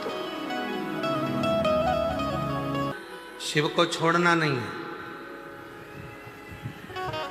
कोई कहेगा नमः शिवाय जपो, कोई कहेगा ओम नमः शिवाय जपो, कोई कुछ कहेगा, कोई कुछ कहेगा। शिव पुराण ने कह दिया कि तुम स्त्री हो, पुरुष हो, बच्चे हो, बूढ़े हो, बुजुर्ग हो, कैसे भी हो, उच्चारण करो श्री शिवाय नमस्ते। इसमें कोई दोष नहीं है। इसमें यह विचार नहीं करना पड़ेगा कि हमने क्या जपा क्या ना जपा। कभी मौका लगे तो अपनी जिंदगी में जप कर देखिए, क्या देता है श्री शिवाय नमस्तुभ्यं। श्री का मतलब होता है लक्ष्मी, श्री का मतलब होता है राधा, श्री का मतलब होता है सीता, श्री का मतलब होता है वैभव, श्री का मतलब होता है पार्वती, श्री का मतलब होता है सरस्वती, श्री का मतलब होता है श्री विद्या, श्री का मतलब होता है त्रिपुरा सुंदरी, श्री का मतलब होता है ललिता, श्री का मतलब होता है बगलामुखी, श्री का मतलब होता है कमला, श्री का मतलब होता है धूमावती, श्री का मतलब होता है जो साक्षात जगत को भंडार देने वाली जो अन्नपूर्णा है, वो श्री है। और जब हम श्री शिवाय नमस्तुभ्यं बोलते हैं तो संसार की कुल देवी, सारी देवी, जितनी शक्तियां हैं, सबको नमन करते हुए शंकर का नाम लेकर प्रणाम करते हैं तो हमारे अंदर एक ऊर्जा है। वैभव की प्राप्ति, धन की प्राप्ति होती है, संपदा की प्राप्ति होती है, वैभव की प्राप्ति। श्री शिवाय नमस्तुभ्यं, श्री शिवाय नमस्तुभ्यं, श्री शिवाय नमस्तुभ्यं, श्री शिवाय नमस्तुभ्यं, श्री शिवाय नमस्तुभ्यं, श्री शिवाय नमस्तुभ्यं, श्री शिवाय नमस्तुभ्यं, श्री शिवाय नमस्तुभ्यं। एक उच्चारण जब हम करते हैं, लक्ष्मी हमारे घर में प्रवेश करती है। एक उच्चारण जब हम करते हैं, श्री वैभव हमारे घर में प्रवेश करता है। श्री वैभव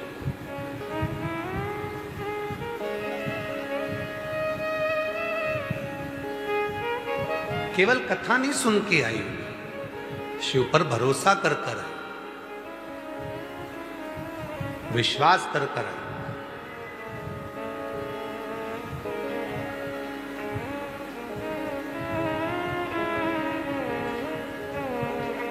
आज सवेरे एक माता जी कह रही थी, गुरुजी हम एक प्रवचन सुन रहे थे, उस प्रवचन में महाराज जी कह रहे थे कि अपने को खाने से पहले पति को खिलाना चाहिए।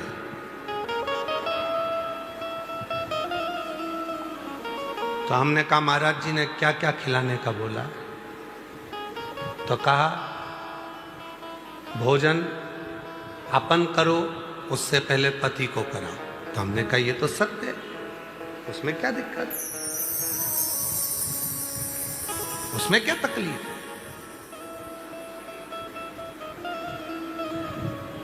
तो कहा सास को पहले खिलाएं, ससुर को पहले खिलाएं कि पति को पहले खिलाएं? तो हमने कहा सबसे पहले घर में सास भी भोजन नहीं करेगी, सबसे पहले घर का जो बुजुर्ग ससुर होता है, बूढ़ा बाप होता है, सबसे पहले भोजन उसको दीजिए। फिर आप अपनी सास को भी भोजन दोगी ना, तो सास मना कर देगी, मुझे नहीं, पहले मेरे छोरे को लगा, बेटे को लगा, फिर मैं भोजन कर लूंगी। वो खुद कर।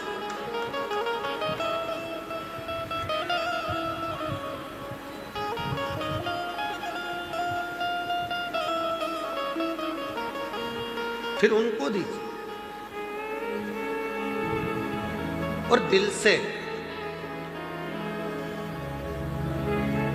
सारी चिंता को मुक्त होकर, पहले भी कहा आज फिर कहते हैं, शिव महापुराण की कथा पंडाल में सुनने के लिए उस दिन जाना जिस दिन तुम्हारे अंदर शंकर जी के प्रति विश्वास हो जाए। विश्वास तो जाओ, वरना मत जाओ। टाइम बर्बाद तो बिल्कुल मत करो।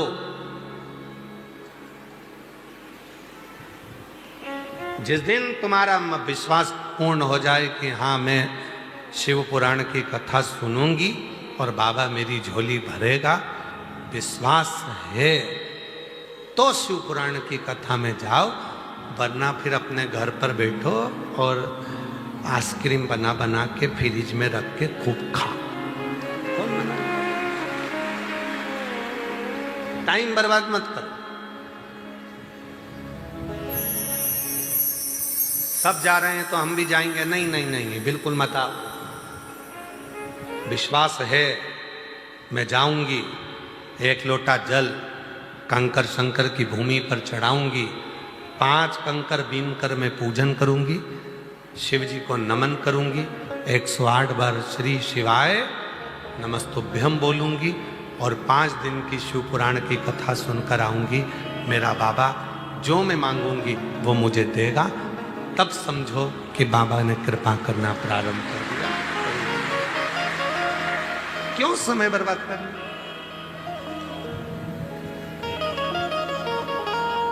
सब जाएं तो हम भी जाएं, नहीं नहीं नहीं।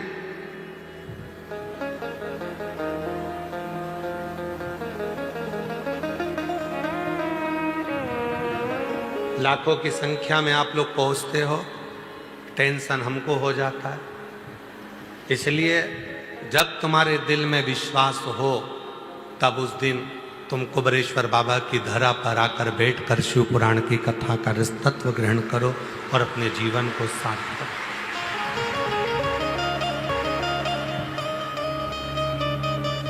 श्री शिवाय नमस्तु, श्री शिवाय श्री शिवाय नमस्तुभ्यं, श्री शिवाय नमस्तुभ्यं। और कथा में आकर बैठ गए, फिर भरोसा पूर्ण होना चाहिए, अपूर्ण नहीं। मेरे शंकर भगवान को एक चावल का दाना चढ़ता है, वो भी पूरा की पूरा आखा। शिव जी को एक बेलपत्र चढ़ती है, वो भी आखी। आदि भी चढ़ाओगे तो भी वो पूर्ण मानता है। बेलपत्री का चूरा भी चढ़ाओगे तो भी वो पूर्ण मानता है। क्योंकि शिव जी के पास आने के बाद व्यक्ति अधूरा नहीं रहता, पूर्ण होता चले जाता है।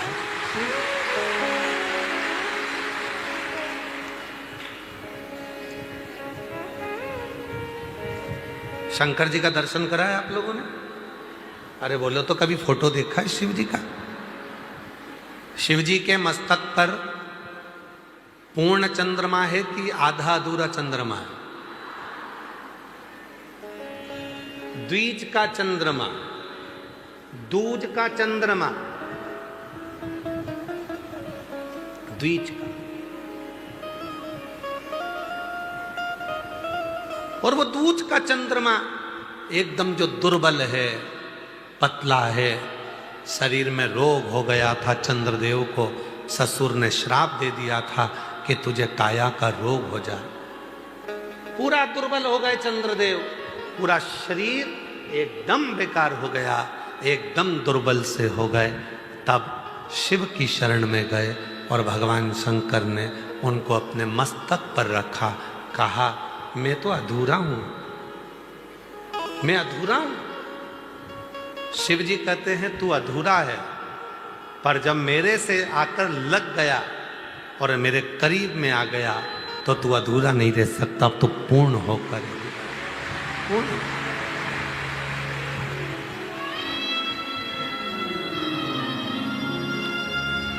हम कितने भी अपूर्ण हो, हम कितने भी अधूरे हों, हमारा शरीर बेकार हो गया, कहीं रोग हो गया, कहीं बीमारी हो गई, कहीं धन क्षीण हो गया, कोई पैसा लेकर चले गया, कोई धन लेकर चले गया, कोई प्रॉपर्टी लेकर चले गया, कोई कुछ लेकर चले गया। हम कितने भी अधूरे हों, पर शिव के जितने करीब आएंगे उतने पूर्ण होते चले जाएंगे, उतने शिव अधूरा नहीं रखता। मेरा बाबा आपको अधूरा नहीं रखेगा, वो पूर्ण कर।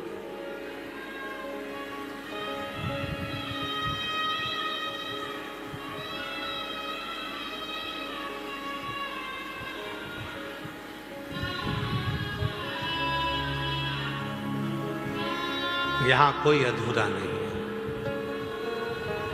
आप आए, आकर बैठे और आपको शीतलता महसूस होने लगी। चिंता कब तक है? कैसे आए हो आप लोग?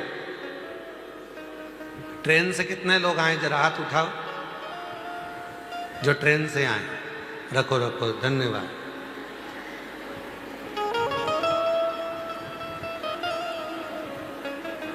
हमारे सीहोर के रेल विभाग को, मध्य प्रदेश के रेल विभाग को हम बहुत बहुत साधुवाद देते हैं, जिन्होंने गुरु पूर्णिमा के इस अवसर पर 24 तारीख से लेकर 30 तारीख तक, जिस दिन आप अपने घर जाओगे उस दिन तक रेल विभाग ने, रेल मंत्रालय ने 10 ट्रेनों के स्टॉपेज और सीहोर में कर दिए।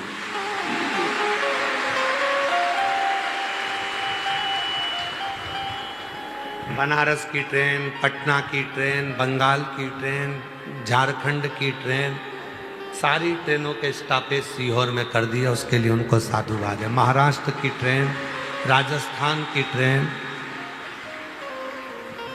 सारी ट्रेनों के स्टॉपेज सीहोर में कर दिए 30 तारीख तक, जब तक भक्त अपने घर जाए।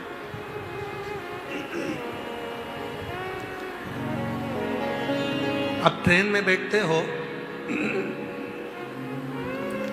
जब तक ट्रेन नहीं आती, जब तक ट्रेन नहीं आती तब तक चिंता रहती है, कब आएगी, बहुत देर हो गई, सामान ढेर सारा है, सब उतरेंगे तो मैं चढ़ूंगी कब। चिंता में पानी की खाली बोतल लेके बार बार नल में से भर रही है।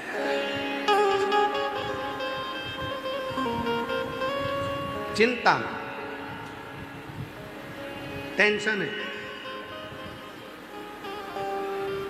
जैसी ट्रेन की आवाज सुनती है वैसी खड़ी हो जाती है।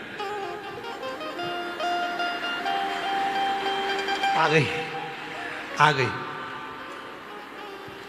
आई, निकल गई, अपनी ही थी, फिर इंतजार कर रही है।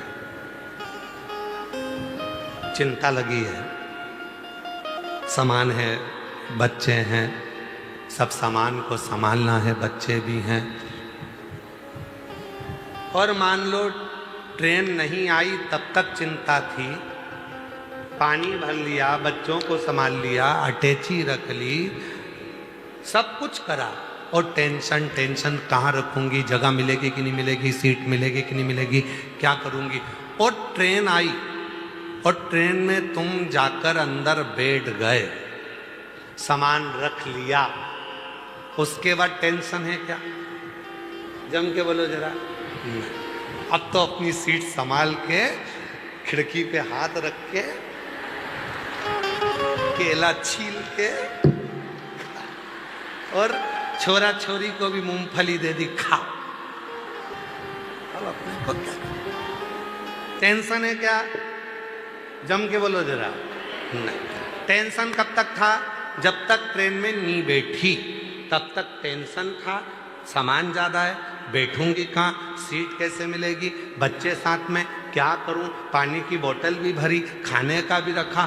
कब तक चिंता थी? जब तक ट्रेन में नहीं बैठी थी। और जैसे ही ट्रेन में बैठ गई सारी चिंता मिट गई, अब टेंशन में नहीं है, अब तो पांव पसार के मोबाइल चला रही है, एकदम फ्री होके। टेंशन फ्री, एकदम चिंता फ्री। कब तक चिंता थी? जब तक ट्रेन में नहीं बैठी थी तब तक चिंता थी। उसी तरह शिव पुराण की कथा कहती है, संसार के मनुष्य टेंशन में तब तक हैं जब तक वो शिव पुराण की कथा में नहीं बैठे। जो बैठ गए चिंता समाप्त हो गई, चिंता समाप्त, टेंशन समाप्त। शिव पुराण की कथा में अगर एक बार आकर बैठ गए, उसके बाद तो चिंता करने की ही जरूरत नहीं है। फिर तो भोलेनाथ जहां लेकर जाएंगे वहां चले जाएंगे। एक बार बैठ जाओ बस शिव महापुराण की कथा में, एक बार मन लगा लो बस, एक बार अपना चित्त लगा लो बस, एक बार अपने मन को शंकर से जोड़ लो।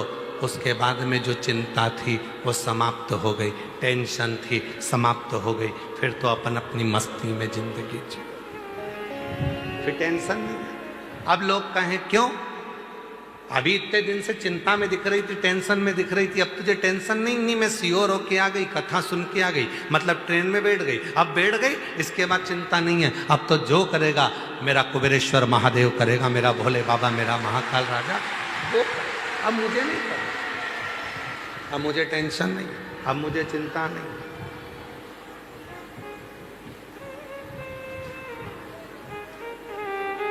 निखिलेश वो एक लाइन, अब सौंप दिया इस जीवन का, अब सौंप दिया इस जीवन का, सब भार तुम्हारे हाथों में। अब सौंप दिया इस जीवन का, सब भार तुम्हारे हाथों में। सब भार तुम्हारे हाथों में, सब भार तुम्हारे हाथों में, सब भार तुम्हारे हाथों में। अब सौंप दिया इस जीवन का, सब भार तुम्हारे हाथों में। ट्रेन में टेंशन नहीं है,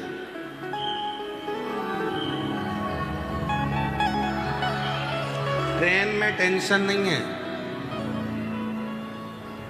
ट्रेन में टेंशन नहीं है। और बस में बैठती तो चिंता होती कि नहीं होती? मई बाजू में ड्राइवर के पीछे बैठी है और 25 बार बोल रही है, ए दादा धीरे चला ना, डच के लग रहा है। अब ट्रेन में बोल के आ जाए एक आध बार जाके ड्राइवर को, टेंशन नहीं। गुरु का अपमान हुआ तो दूसरे गुरु कर लिए इंद्र ने, उन गुरु का भी अपमान कर दिया तो ब्राह्मण हत्या माथे चढ़ गई। हमारा निवेदन है आप सबसे, गुरु के महत्व को समझो।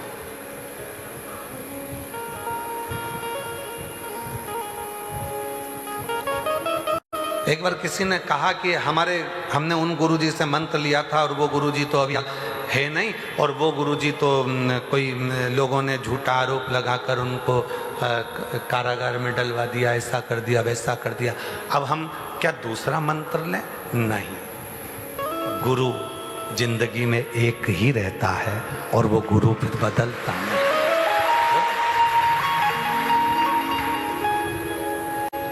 ये शरीर गड़बड़ हो सकता है पर मंत्र गड़बड़ नहीं हो सकता। मंत्र की मूलता है।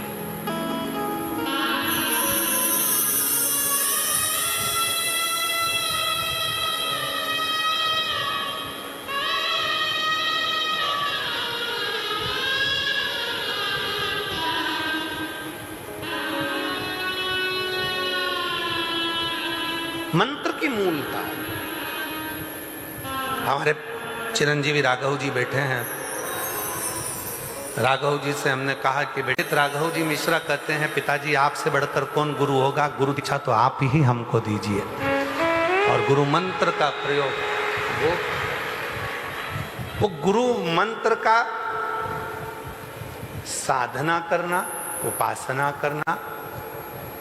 हम कई बार हमारी जीजियों से कहते हैं कि घर में एक माँ, एक पिता, एक शिक्षक।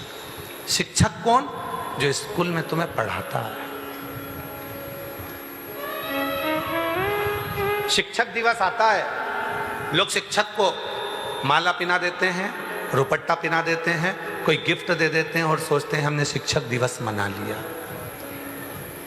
कभी शिक्षक की महत्वता को जाना है? एक टीचर, एक शिक्षक अपने घर के बच्चे को, खुद की बेटा बेटी को एक टीचर, एक प्रोफेसर, एक शिक्षक घर छोड़कर जाते हैं और स्कूल में जाकर तुम्हें पढ़ाकर तुम्हारी मंजिल तक तुम्हें पहुंचाते हैं। वो शिक्षक, वो शिक्षक जिस दिन महत्व को समझ गए, गुरु के महत्व को आज दुनिया समझी नहीं है, केवल हंसी में लेती है। बस गुरु पूर्णिमा आई है, गुरु जी को याद कर लो, गुरु जी को याद कर लो, गुरु मंत्र ले लो, गुरु दीक्षा ले लो, गुरु दीक्षा ले लो। सब दूर एक चल रहा है। गुरु भी इतने हो गए कि वो गुरु मंत्र देने को तैयार हैं और लोग भी ऐसे हो गए कि गुरु दीक्षा लेने को तैयार हैं, पर विचार नहीं कर पा रहे कि हमारी जिंदगी के लिए कैसा गुरु होना चाहिए, हमारे जीवन के लिए कौन गुरु होना चाहिए, हमारे जीवन की सहजता के लिए कैसा गुरु। भरोसा, विश्वास। और याद रखना मेरी जीजियों, प्रदीप मिश्रा से ज्यादा शिव महापुराण के वचनों पर भरोसा करना, डूबोगे नहीं। ये शरीर तो जितना दिन का है, जब तक शरीर है ठीक है, जब तक शरीर है ठीक है, पर जिस दिन शरीर नहीं भी रहेगा ना, तो श्री शिवाय नमस्तुभ्यम के रूप में बाबा जीवित रखेगा। शरीर है जब तक है। और विश्वास रखना, ये बेटी जो आई थी उसने अपना घर, जमीन, गहना सब बेच दिया बेटे के इलाज के लिए। किराए के मकान में रहती है और किराए के मकान में रहकर बच्चे का इलाज करवाई। वहाँ से भी डॉक्टर ने कह दिया कि अब इसका तो कोई सार दिख नहीं रहा, इसको ले जाओ। तब आखिरी में जिस मकान के अंदर किराए से रह रही थी, उसी मकान मालिक ने कह दिया कि वो सियोर वाला बाबा कथा करता है, सुना बेटे को। बेटे को सुनाया, जल चढ़ाने के लिए मंदिर चली गई। मंदिर में एक महिला मिल गई, एक आंटी ने कह दिया मेरे पास तेरा बेटा बीमार है, मुझे ऐसी सूचना मिली। बेटा नहीं था साथ में, कहा तेरा बेटा बीमार है, मुझे ऐसी सूचना मिली, ले मेरे पास सीहोर का रुद्राक्ष है। ना जाने कौन आंटी थी, कौन रुद्राक्ष दे गई, पानी में गलाया, पिलाया और बाबा ने ठीक कर कर यहाँ पहुंचा दिया। उसके वचन पर भरोसा रख, उसके वचन पर भरोसा। गुरु से ज्यादा गुरु के वचन पर विश्वास करना। उसने बताया कि दुर्वा चढ़ाना है, फल मिलेगा, मिलेगा। बेलपत्र पर शहद लगाकर चढ़ाना है, फल मिलेगा, मिलेगा। विश्वास कर लिया कि मैं करूंगा और मुझे मिलेगा। जिस दिन विश्वास तुमने वचन पर कर लिया, उस दिन तुम्हारे जीवन के सारे दुख समाप्त होना प्रारंभ। वचन कैसा भी लोग कह देते हैं सियोर वाला बाबा टोटका बताता, ठीक है। जाकी रही भावना जैसी प्रभु मूरत देखी तिन तैसी। आप हमें टोटके में देख लो, आप हमें उपाय में देख लो, चाहे आप हमें कुबेरेश्वर बाबा के धाम में देख लो, तुम्हारी मर्जी पड़े।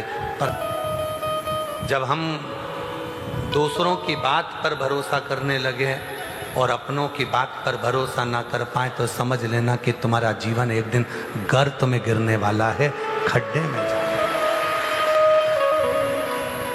जिस दिन बेटा बेटी को माँ बाप की बात बुरी लगने लगे, घर के लोगों की बात बुरी लगने लगे और बाहर के लोगों की बात अच्छी लगने लगे, जिस दिन घर का भोजन बुरा लगने लगे, बाहर का भोजन अच्छा लगने लगे, समझ लेना कि उस दिन अब तुम्हारा बेटा बेटी तुम्हारे हाथ से निकल गए, अब इसको कोई संभाल नहीं सकता। गर्त है। घर का व्यक्ति कहे ऐसा कर लो और वो नहीं, उनने जो बोला हम तो वो करेंगे। गर्त में खड्डे की ओर तुम जा रहे हो, तुम्हारा मार्ग सुलभ नहीं हो रहा है, तुम्हारा मार्ग ठीक है, श्रेष्ठ नहीं। ध्यान करना, शिवजी ने सती माता को एक जगह पर बिठाकर कथा श्रवण कराना प्रारंभ करी थी। सती माता ने मना कर दिया था कि मैं तुम्हारी अर्धांगिनी हूं, पत्नी हूं, और मैं आपसे कथा सुनूंगी। विश्वास नहीं जागा था माता सती का अपने पति के चरणों के प्रति, तो सती माता जलकर भस्म हुई थी। और भगवान शंकर को याद था कि सती ने अपने प्राण क्यों त्यागे थे। शिवजी ने कहा कि सती को मैं कथा सुनाने के लिए लेकर गया था। पार्वती, तुम्हारे मन में संशय है तो मैं तुमको भी किसी गुरु के पास कथा सुनाने के लिए लेकर चलता हूं, चलो। पार्वती जी हाथ जोड़ ली, मुझे किसी गुरु के पास कथा सुनने नहीं जाना, मेरे पति अगर कथा बाचेंगे तो मैं अर्धांगिनी उनकी कथा को श्रवण करूं। भगवान शंकर प्रसन्न होकर पार्वती को लेकर नंदी पर बिठाकर अमरनाथ की गुफा में ले गए। नंदी को छोड़ा बाहर, सर्प को छोड़ा बाहर, गंगा को छोड़ा बाहर, अकेले शिव अमरनाथ की गुफा में बैठकर मां पार्वती जी को अमर कथा सुना रहे थे। सती दूसरों के मुख से सुनना चाहती थी, इसलिए प्राण चले गए, और पार्वती शिव के मुख से सुनना चाहती थी, इसलिए पार्वती अजर और अमर हो गई। इसके बाद माता पार्वती का कोई जन्म नहीं हुआ। जब तक माता पार्वती ने कथा नहीं सुनी थी अपने पति के मुख से, तब तक वो भटक रही। फिर जन्म उमा, कात्यायनी, कुष्मांडा, स्कंदा, सती के रूप में जन्म लेती रही। पर जब उन्होंने देख लिया कि केवल एक है देव अधिदेव महादेव जो जगत का गुरु है, जब शिव को गुरु मान लिया तो फिर अब भटकने की जरूरत नहीं है, अब अजर और अमर हो गई पार्वती। पार्वती जी ने तो कहा, भोलेनाथ सुना दो ऐसी कथा जिसे सुनकर भी अमर हो। भोलेनाथ सुना जिसे सुनकर में, बस वो कथा मुझे सुना दीजिए जिसको सुनकर मैं अमर हो जाऊं। और पार्वती जी ने शिव को मान लिया, मेरे को कथा सुन। ये संसार बड़ा विचित्र है।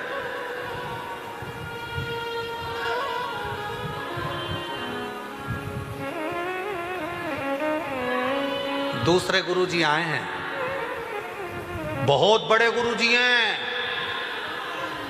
उनको तो ड्राई फ्रूट्स देना पड़ेगा, लड्डू अलग से बनाना पड़ेगा, उनके बर्तन तो कोई नहीं छूता।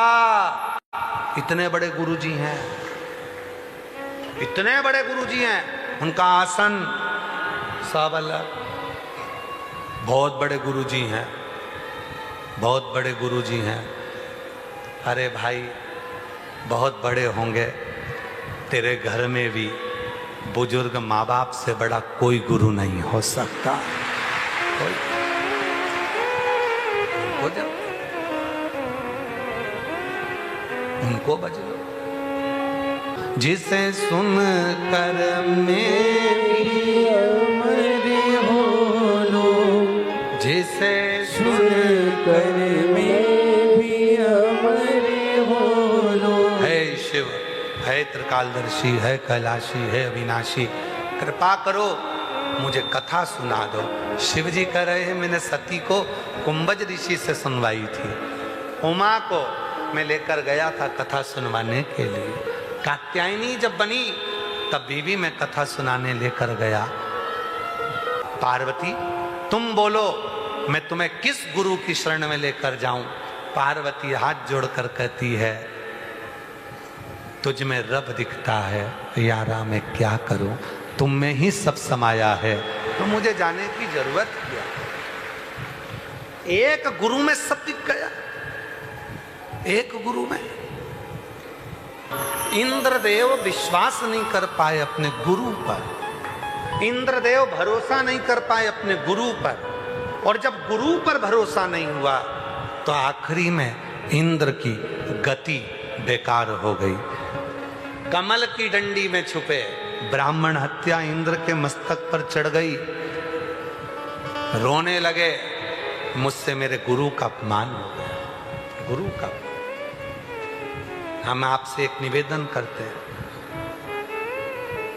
जो नहीं आ पाए गुरु पूर्णिमा महोत्सव पर, जिन्होंने किसी को गुरु नहीं बनाया, गुरु पूर्णिमा के दिन बाबा को एक लोटा जल चढ़ाकर श्री शिवाय नमस्तुभ्यं बोलकर शिव से ही मंत्र ले लो, शंकर को ही अपना गुरु बना लो। शिव को आज मेरा गुरु है, ये मेरा शंकर, मेरा शिव, क्योंकि दुख में सुख में ये मेरे साथ खड़ा रहे। और मंत्र मिल गया मुझे श्री शिवाय, ये मंत्र मिल गया, ये मंत्र मुझे प्राप्त। गुरु दीक्षा लेते समय हाथ में या तो तुलसी का दल होता है, या अन्न होता है, या श्रीफल होता है, या बेलपत्र होता है, कुछ भी रखा जाता है, लिया जाता है। पर आजकल की गुरु दीक्षा को भी लोगों ने धन से जोड़ लिया कि बिना पैसे के गुरु मंत्र लिया नहीं जाता।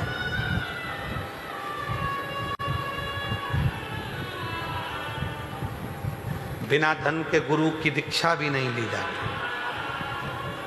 पर कुबरेश्वर धाम पर तो जो गुरु दीक्षा होती है उसमें तो केवल गेहूं और एक श्रीफल ही लिया जाता। हाथ में जब आप गुरु मंत्र लेते हैं, बैठते हैं, मंत्र बोला जाता है, तब हाथ में केवल गेहूं और एक श्रीफल होता है। आप उसके साथ कुछ भी रखेंगे वो सब कार्यकर्ता नीचे उतार देते हैं, ये कुछ नहीं रखना। दीक्षा के समय पर एक छोटा सा जैसे बच्चा होता है जो माता के गर्भ से जन्म लिया होता है, उसके पास कुछ नहीं होता है, दोनों मुष्टि का बंदी होती है। जब अपने गुरु से मंत्र लिया जाता है उस समय अन्न का भाग श्रीफल हाथ में लेकर ये दिखाया जाता है कि मेरे पास देने के लिए कुछ नहीं है, आज मैं गुरु तुझसे मंत्र लेकर अपने जीवन का कल्याण करने के लिए, तेरा आशीर्वाद लेने के लिए आई हूं, और कुछ भी नहीं, कुछ नहीं। जब कुबरेश्वर धाम पर कई जगह पर तो लोग रोज हर 15 दिन में 20 दिन में गुरु मंत्र दे देते हैं, पर कुबरेश्वर धाम पर ना तो कुबेर भंडारी कहीं पर गुरु मंत्र देने के लिए जाते हैं, ना गुरु दीक्षा कहीं दी जाती है। साल में केवल एक ही दिन होता है गुरु पूर्णिमा का दिन, जिस दिन यहाँ गुरु दीक्षा दी जाती है, वो भी केवल अन्न का, गेहूं का दाना, श्रीफल हाथ में होता है और उस मंत्र को लिया जाता है। मंत्र अपने हृदय के भाव से गुरु शिव को मान। गुरुर् ब्रह्मा गुरुर्विष्णु गुरुर्देवो महेश्वर गुरुर् साक्षात् परब्रह्म तस्मै श्री गुरुवे नमः। गुरु की साक्षी में विश्वास की मूलता है। आजकल लोगों ने कहा गुरु मंत्र लेना पड़ेगा तो इतने की रसीद कटेगी, गुरु मंत्र लेना पड़ेगा तो इतने का सामान लेना पड़ेगा, ये किताब लेना पड़ेगी, ये माला लेना पड़ेगी, ये आसन लेना पड़ेगा, हमारी कंपनी का लेना पड़ेगा, हमारी संस्था का लेना पड़ेगा, तब जाकर तुम अंदर जाकर गुरु मंत्र ले सकोगे ना। ये आडंबर नहीं। गुरु और शिष्य के बीच में कोई वस्तु का लेन देन नहीं होता, विचारों का लेन देन होता है, शब्दों का लेन देन, विश्वास का लेन देन होता है। गुरु और शिष्य के बीच में धन और वैभव का लेन देन नहीं है। गुरु की परंपरा को, शिक्षक की परंपरा को, पिता की परंपरा को, माता की परंपरा को, कई लोगों ने मातृत्व दिवस मनाकर माता की परंपरा को मिटा दिया। साल में एक दिन मातृत्व दिवस मनाते हैं, अपने मोबाइल पर स्टेटस लगाते हैं, आज मेरी मदर्स डे है। मदर्स डे पर माँ का चित्र लगा दिया, मदर्स डे पर माँ को केवल माला पिना के, रुपट्टा उड़ा के, फोटो खिंचा के डालना था, इसलिए माँ के पास चले गए और फोटो खिंचाकर एक फोटो स्टेटस पे लगा दिया। इसको मदर्स डे नहीं कहते। माँ के लिए कोई एक दिन नहीं होता, माँ के लिए तो पूरी जिंदगी होती है। रोज माँ के पास जाओ, रोज उसका हाल पूछो, रोज उसे प्रणाम करो, रोज उसे नमन करो। केवल एक दिन मदर्स डे पर माँ के साथ फोटो लगाने से, स्टेटस पर हम केवल एक दिन मनाने के लिए बैठे हैं। नहीं, हमारे शिव जी को पहले लोग कहते थे सावन में शंकर जी के मंदिर में भीड़ होती है। पहले लोगों की शिवरात्रि में शंकर के मंदिर में भीड़ होती थी। आज के जमाने में जितनी सावन में भीड़ होती है, जितनी शिवरात्रि पर भीड़ होती है, उतनी रोज शंकर के मंदिर में भीड़ होती है। शिव सोमवार के लिए नहीं है, शिव केवल शिवरात्रि के लिए नहीं है, शिव केवल सावन के महीने के लिए नहीं है। शिव तो हर घड़ी, हर पल, हर क्षण, हर श्वास, 21,600 श्वास जो रोज निकलती है, शंकर भगवान हर श्वास के लिए है, हर धड़कन के लिए है, हर रोमावली के लिए। केवल वो एक दिन के लिए नहीं है कि एक दिन हमने शिव को पूछ लिया, एक दिन हमने शंकर को मनाया, एक दिन के लिए नहीं।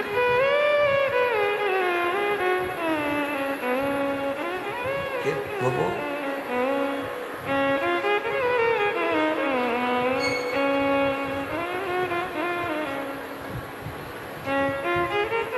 छोड़ दिया मैंने खाना पीना तेरी याद में,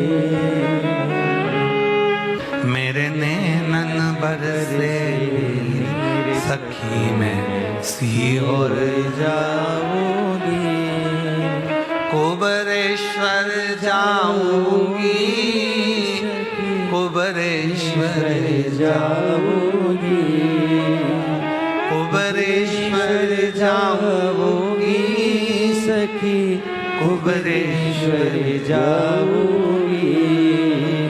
मेरे मन में नहीं है सखी में कुबरेश्वर जाऊंगी, मेरे मन में नहीं है सखी कुबरेश्वर जाऊंगी। ये शिव के प्रति प्रेम, शिव के प्रति करुणा, शिव के प्रति वात्सल्यता, शिव के प्रति एकाग्रता हमें हमें हमें कुछ सुहाए ना। कई मेरी जीजियां ऐसी हैं जो स्टेशन पर उतरती हैं, ऑटो वाला चिल्लाकर कहता है हम तुमको यहाँ ले जाएंगे, हम सीहोर में वहाँ ले जाएंगे, हम वहाँ ले जाएंगे, हम वहाँ ले जाएंगे। और कई मेरी जीजियाँ कहती है हमें कहीं नहीं जाना, हमें हमारे बाप के घर जाना है, कुबरेश्वर धाम जाना है, हमें वहाँ ले चल, हमें कहीं नहीं जाना, हमें तो बाबा के दर पर, हमें नहीं जाना।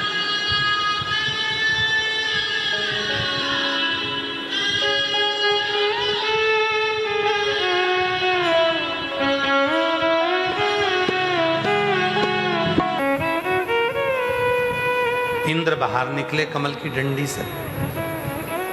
एक गुरु का अपमान कर कर इंद्र देव कितने परेशान हुए, कितने दुखी हुए, ये शिव पुराण की कथा कर रहे, कितने दुखी। इसलिए शिव पुराण की कथा कहती है कि गुरु में भेद ना करते हुए, या तो आपने गुरु बना लिया, और बना लिया तो फिर उसके वचन पर विश्वास करो, भरोसा करो, दृढ़ हो।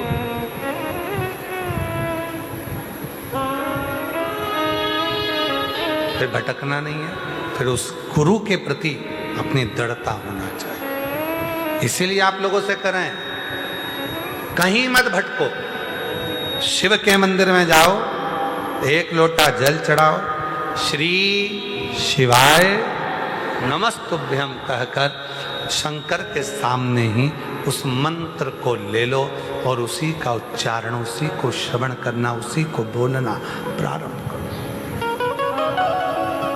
उसी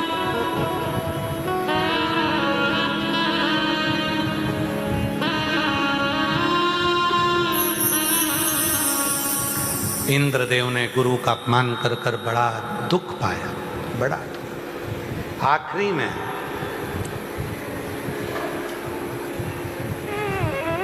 प्रजापति विश्वरूप को जो उन्होंने गुरु बनाया था,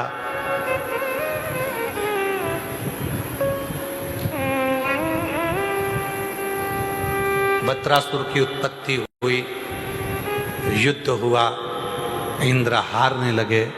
तब दधीचि ऋषि के पास में गए। दधीचि ऋषि वो ऋषि जो भगवान शंकर को रोज जल चढ़ाकर उस जल का आचमन करना, शिव जी की अविरल भक्ति में डूबना, शंकर भगवान के मंत्र उच्चारण में दिन रात लगे रहना। कहते हैं दधीचि ऋषि ने शिव जी की इतनी साधना करी थी, दधीचि ऋषि की धर्मपत्नी ने भी शिव की इतनी साधना करी थी कि दोनों पति पत्नी के रोम में से भी जहां से वो निकल कर जाते थे, जहां से वो निकल कर जाते थे, उनके रोम से छूकर जो हवा जाती थी वो ना जाने कितने जीवों का कल्याण करती जाती थी। इतना दधीचि ऋषि की अस्थियों में बल, दधीचि ऋषि की रोमावली में बल।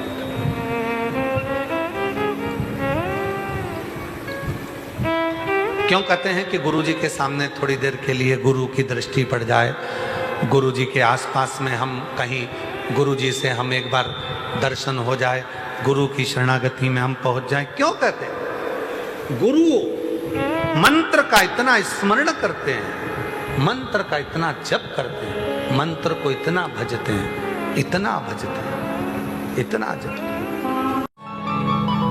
दधीचि ऋषि के पूरे शरीर से शिव की तरंग आती थी, पूरे शरीर।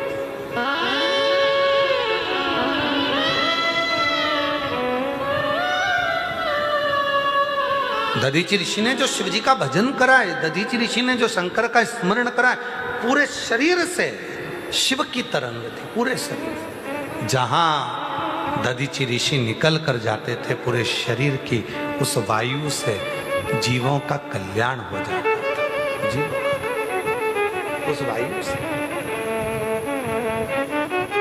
जीवों का। महाराज दधीचि ऋषि के पास में गए, प्रार्थना करी कि आपकी अस्थियां दे दो, शरीर की हड्डियां। संत जो शंकर का नाम लेता है, जो शिव की भक्ति में डूबा रहता है, उसका रोमावली, उसका स्पर्श, भूमि भी इतनी प्रबल हो जाती है कि उसका स्पर्श मात्र करने से भी जीव का कल्याण हो जाता है। इतना दधीचि ऋषि के पास में इंद्रदेव गए और इंद्रदेव ने जाकर कहा कि आपकी हड्डियां दे दो, अस्थियां दे दो,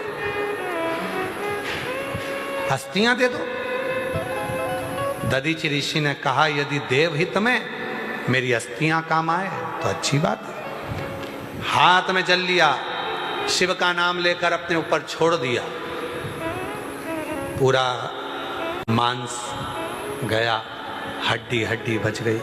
उसको लेकर गए, शस्त्र बनाकर युद्ध लड़ा, तब जाकर वत्रासुर का अंत हुआ, देवासुर संग्राम समाप्त हुआ। पर दधीचि ऋषि की धर्मपत्नी सुवाच को मालूम पड़ा मेरे पति के प्राण चले गए, उन्होंने अस्थियां, उन्होंने हड्डियां, उन्होंने अस्थियां दे दी, मेरे पति के प्राण चले गए, उन्होंने अस्थियां दे दी, अपने शरीर की अस्थियां दे दी। सुवाच गर्भ से थी, क्रोध आया, मेरे पति के जाने के बाद जो बच्चा जन्म लेगा तो उसको जन्म देकर करूंगी क्या। 2 पत्थर उठाए, सुवाच ने अपने गर्भ पर उन पत्थरों को मारना प्रारंभ करा। इतनी देर में तो देव अधिदेव महादेव प्रकट होकर बोले, रे सुभाष, तेरे गर्भ में जो बच्चा है वो महाज्ञानी है, दधीचि ऋषि की पुत्र है और तू उसको मार रही है। मेरा पति चले गया, गर्भ से बच्चा प्रसव हो गया था, 7 महीने का 6 महीने का वो बच्चा था, 7 महीने का। उस मांस के 6 महीने के बच्चे को, उस मांस के गोले को शिव जी ने कहा इसको पीपल की कोटर में रख दे। पीपल की कोटर में, जहां पीपल की 2 टालियां जा रही थी उसके बीच में कोटर थी जिसमें उस मांस को रखा गया, उस गर्भ को रखा गया। सुभाष चली गई अपने पति के लिए, अपने शरीर को त्याग दिया। वो बच्चा उस पीपल की कोटर में बड़ा होता गया। गिलहरी पीपल के फल को लेकर आती और उस बच्चे को दूध निचोड़ कर दे देती। बच्चा उस दूध को धारण करते करते जन्म लिया, थोड़ा बड़ा हुआ, प्रकट हुआ। पीपल के वृक्ष से वो प्रकटा, इसलिए उसका नाम पिपलाद हो गया। जब पिपलाद हुआ, क्रोध में आ गया, शनि महाराज को देखकर क्रोध किया, इसी ने मेरे पिता को मरवाया है। भगवान शंकर ने क्रोध को समाप्त करा कि ये तो देव हित में कार्य हुआ था। तब पिपलाद ने हाथ जोड़कर कहा, आपको पीपल के वृक्ष के नीचे रहना पड़ेगा। शिव जी पीपल के वृक्ष के नीचे रहे, उनका नाम पिपलेश्वर महादेव हो गया। पिपलेश्वर, पीपल के वृक्ष के नीचे रहे, पिपलेश्वर नाम हो गया।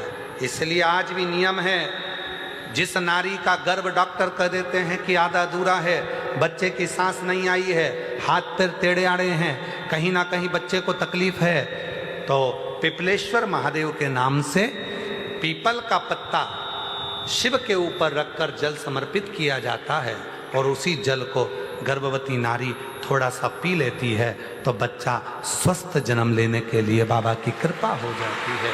पिपलेश्वर महादेव का नाम है। शिव जी का नाम पिपलेश्वर महादेव हुआ। ब्रह्मा जी के लिए बड़ के पेड़ के नीचे बैठे थे तो बटकेश्वर महादेव। पिपलाद के लिए पीपल के पेड़ के नीचे बैठे तो पिपलेश्वर महादेव। आगे वर्णन आया, भगवान शिव ओगड़दानी स्वयं इंद्र से आकर कहते हैं, रे इंद्र, तूने गुरु का अपमान किया जिसके कारण तुझे दर बदर जाना पड़ा। अगर गुरु का सम्मान करता उसी में तेरा कल्याण था। फिर निवेदन है, गुरु से ज्यादा गुरु के वचन पर विश्वास करो, गुरु के शब्द पर भरोसा। एक लोटा जल, बोल बम का नारा है, श्री शिवाय। गुरु के वचन पर भरोसा, और जब वचन पर भरोसा होता है तो शिव जरूर मिलता। तारकासुर के 3 बेटों का संहार शिव जी ने करा, पशुपति नाथ बन गए और पशुपति नाथ बने बाबा भोलेनाथ। पशुपति व्रत की महत्वता दी। एक होता है पाशुपत अस्त्र, एक होता है पाशुपत योग और एक होता है पाशुपत व्रत। हम संसार के लोग पशुपत अस्त्र को प्राप्त नहीं कर सकते जो राम जी ने और कृष्ण जी ने प्राप्त करा था। पाशुपत योग को हम प्राप्त नहीं कर सकते जो भगवान कृष्ण ने प्राप्त किया था। तो संसार के कल्याण के लिए भगवान देव अधिदेव महादेव ने पार्वती से कहा, पार्वती, जब संसार के लोग दुखी होंगे, इनके पास में ना तो पाशुपत अस्त्र होगा ना पाशुपत योग होगा, तब इनके पास में पशुपति व्रत होगा, जिस व्रत के बल पर ये संपूर्ण सुख को प्राप्त करेंगे। पशुपति व्रत हर 2-3 महीने में करो, पशुपति व्रत करते रहो। ये नहीं कि एक बार कर लिया, 3 महीने में, 2 महीने में, 4 महीने में, 6 महीने में करते। आगे वर्णन आया, 12 ज्योतिर्लिंग का स्मरण कराया। प्रथम सोमनाथ जी का वर्णन करा। चंद्र को काया का रोग हुआ, काया के रोग से भगवान शिव ने उनको मुक्त किया। दक्ष प्रजापति को क्रोध आ गया था ससुर को, मैंने अपने दामाद चंद्र को काया का रोग दिया था, श्राप दिया था काया का रोग। षडानंद कार्तिकेय जो रुष्ट होकर गए थे, भगवान शिव और पार्वती ने जाकर उनको मनाया और भगवान षडानंद कार्तिकेय के लिए मल्लिकार्जुन बनकर विराजमान हुए। फिर वर्णन है महाकाल का, दूषण नाम का राक्षस ब्राह्मण के बच्चों को निचोड़कर उसका रक्त पीता था। शिवजी भगवान ओघड़दानी सबके विनती से उस दूषण नाम के राक्षस का काल बनकर प्रगटे और भगवान शिव का नाम महाकाल हो गया। उस दूषण नाम के राक्षस का संहार कर अगला वर्णन आया है, ओमकारेश्वर विंध्य नामक पर्वत ने तप कर कर भगवान शिव को प्राप्त करा। शिव ओम के नाद के रूप में विराजित हुए और वहां ओमकारेश्वर के रूप में बैठे। अगला वर्णन है केदारेश्वर का, नर नारायण ने तप कर कर भगवान शिव को प्राप्त करा था, शिवजी का नाम केदारेश्वर पड़ा। कुंभकर्ण की धर्म पत्नी करकटी का पुत्र भीम सारे मंदिरों को तोड़वा दिया, तब शिव भीम का संहार करे तो शंकर का नाम भीमा शंकर हो गया। मनु शत्रुपा ने भगवान विश्वनाथ का पूजन करा, अर्चना करी, शिवजी विश्वनाथ के रूप में विराजे। गौतम बाबा पर गौ हत्या का दोष लगा, तब गौतम ऋषि अपनी धर्मपत्नी के साथ ब्रह्मा विष्णु महेश का आवाहन किए तो त्र्यंबक नाथ के रूप में विराजमान हुए। निवेदन है, आज के समय में गौ माता की बड़ी दुर्दशा हो रही है। कहीं पॉलीथीन खाती हैं, कचरा खाती हैं, जिसके कारण शरीर में बीमारी हो जाती है, कैंसर जैसा रोग हो जाता है। इसीलिए बिठले सेवा समिति एक गौशाला का तो निर्माण कर चुकी है, दूसरी गौशाला का निर्माण कर रही है, नंदीशाला का निर्माण कर रही है, जिससे सुंदर सुंदर नंदीशाला यहाँ बन रही है। उसका भी निर्माण कार्य शीघ्र चालू होने वाला है। सुंदर नंदीशाला होगी जिसमें नंदी ही नंदी रहेंगे और उस नंदी में, नंदीशाला में एक नंदी जो भगवान शंकर के हैं, जो अपनी धर्म पत्नी के साथ ओमकारेश्वर में विराजमान है, ऐसे नंदी जी का स्वरूप भी उस नंदीशाला में रहेगा। सुंदर स्वरूप। गौ माता की सेवा का संकल्प आप और हमारे भीतर हो। गौ माता के सम्मान के प्रति हम जागरूक। मैं पुनः पुनः भारत के सभी संतों को, साधुओं को, सन्यासियों को, तपस्वियों को, साधकों को, उपासकों को, भारत भूमि के सभी श्रोता भाई बहनों को और भारत भूमि के सभी कथाकारों को प्रणाम करता हूं, जो गौ माता की सेवा में लगे हैं और गौ माता के लिए जागरूकता उत्पन्न कर रहे हैं।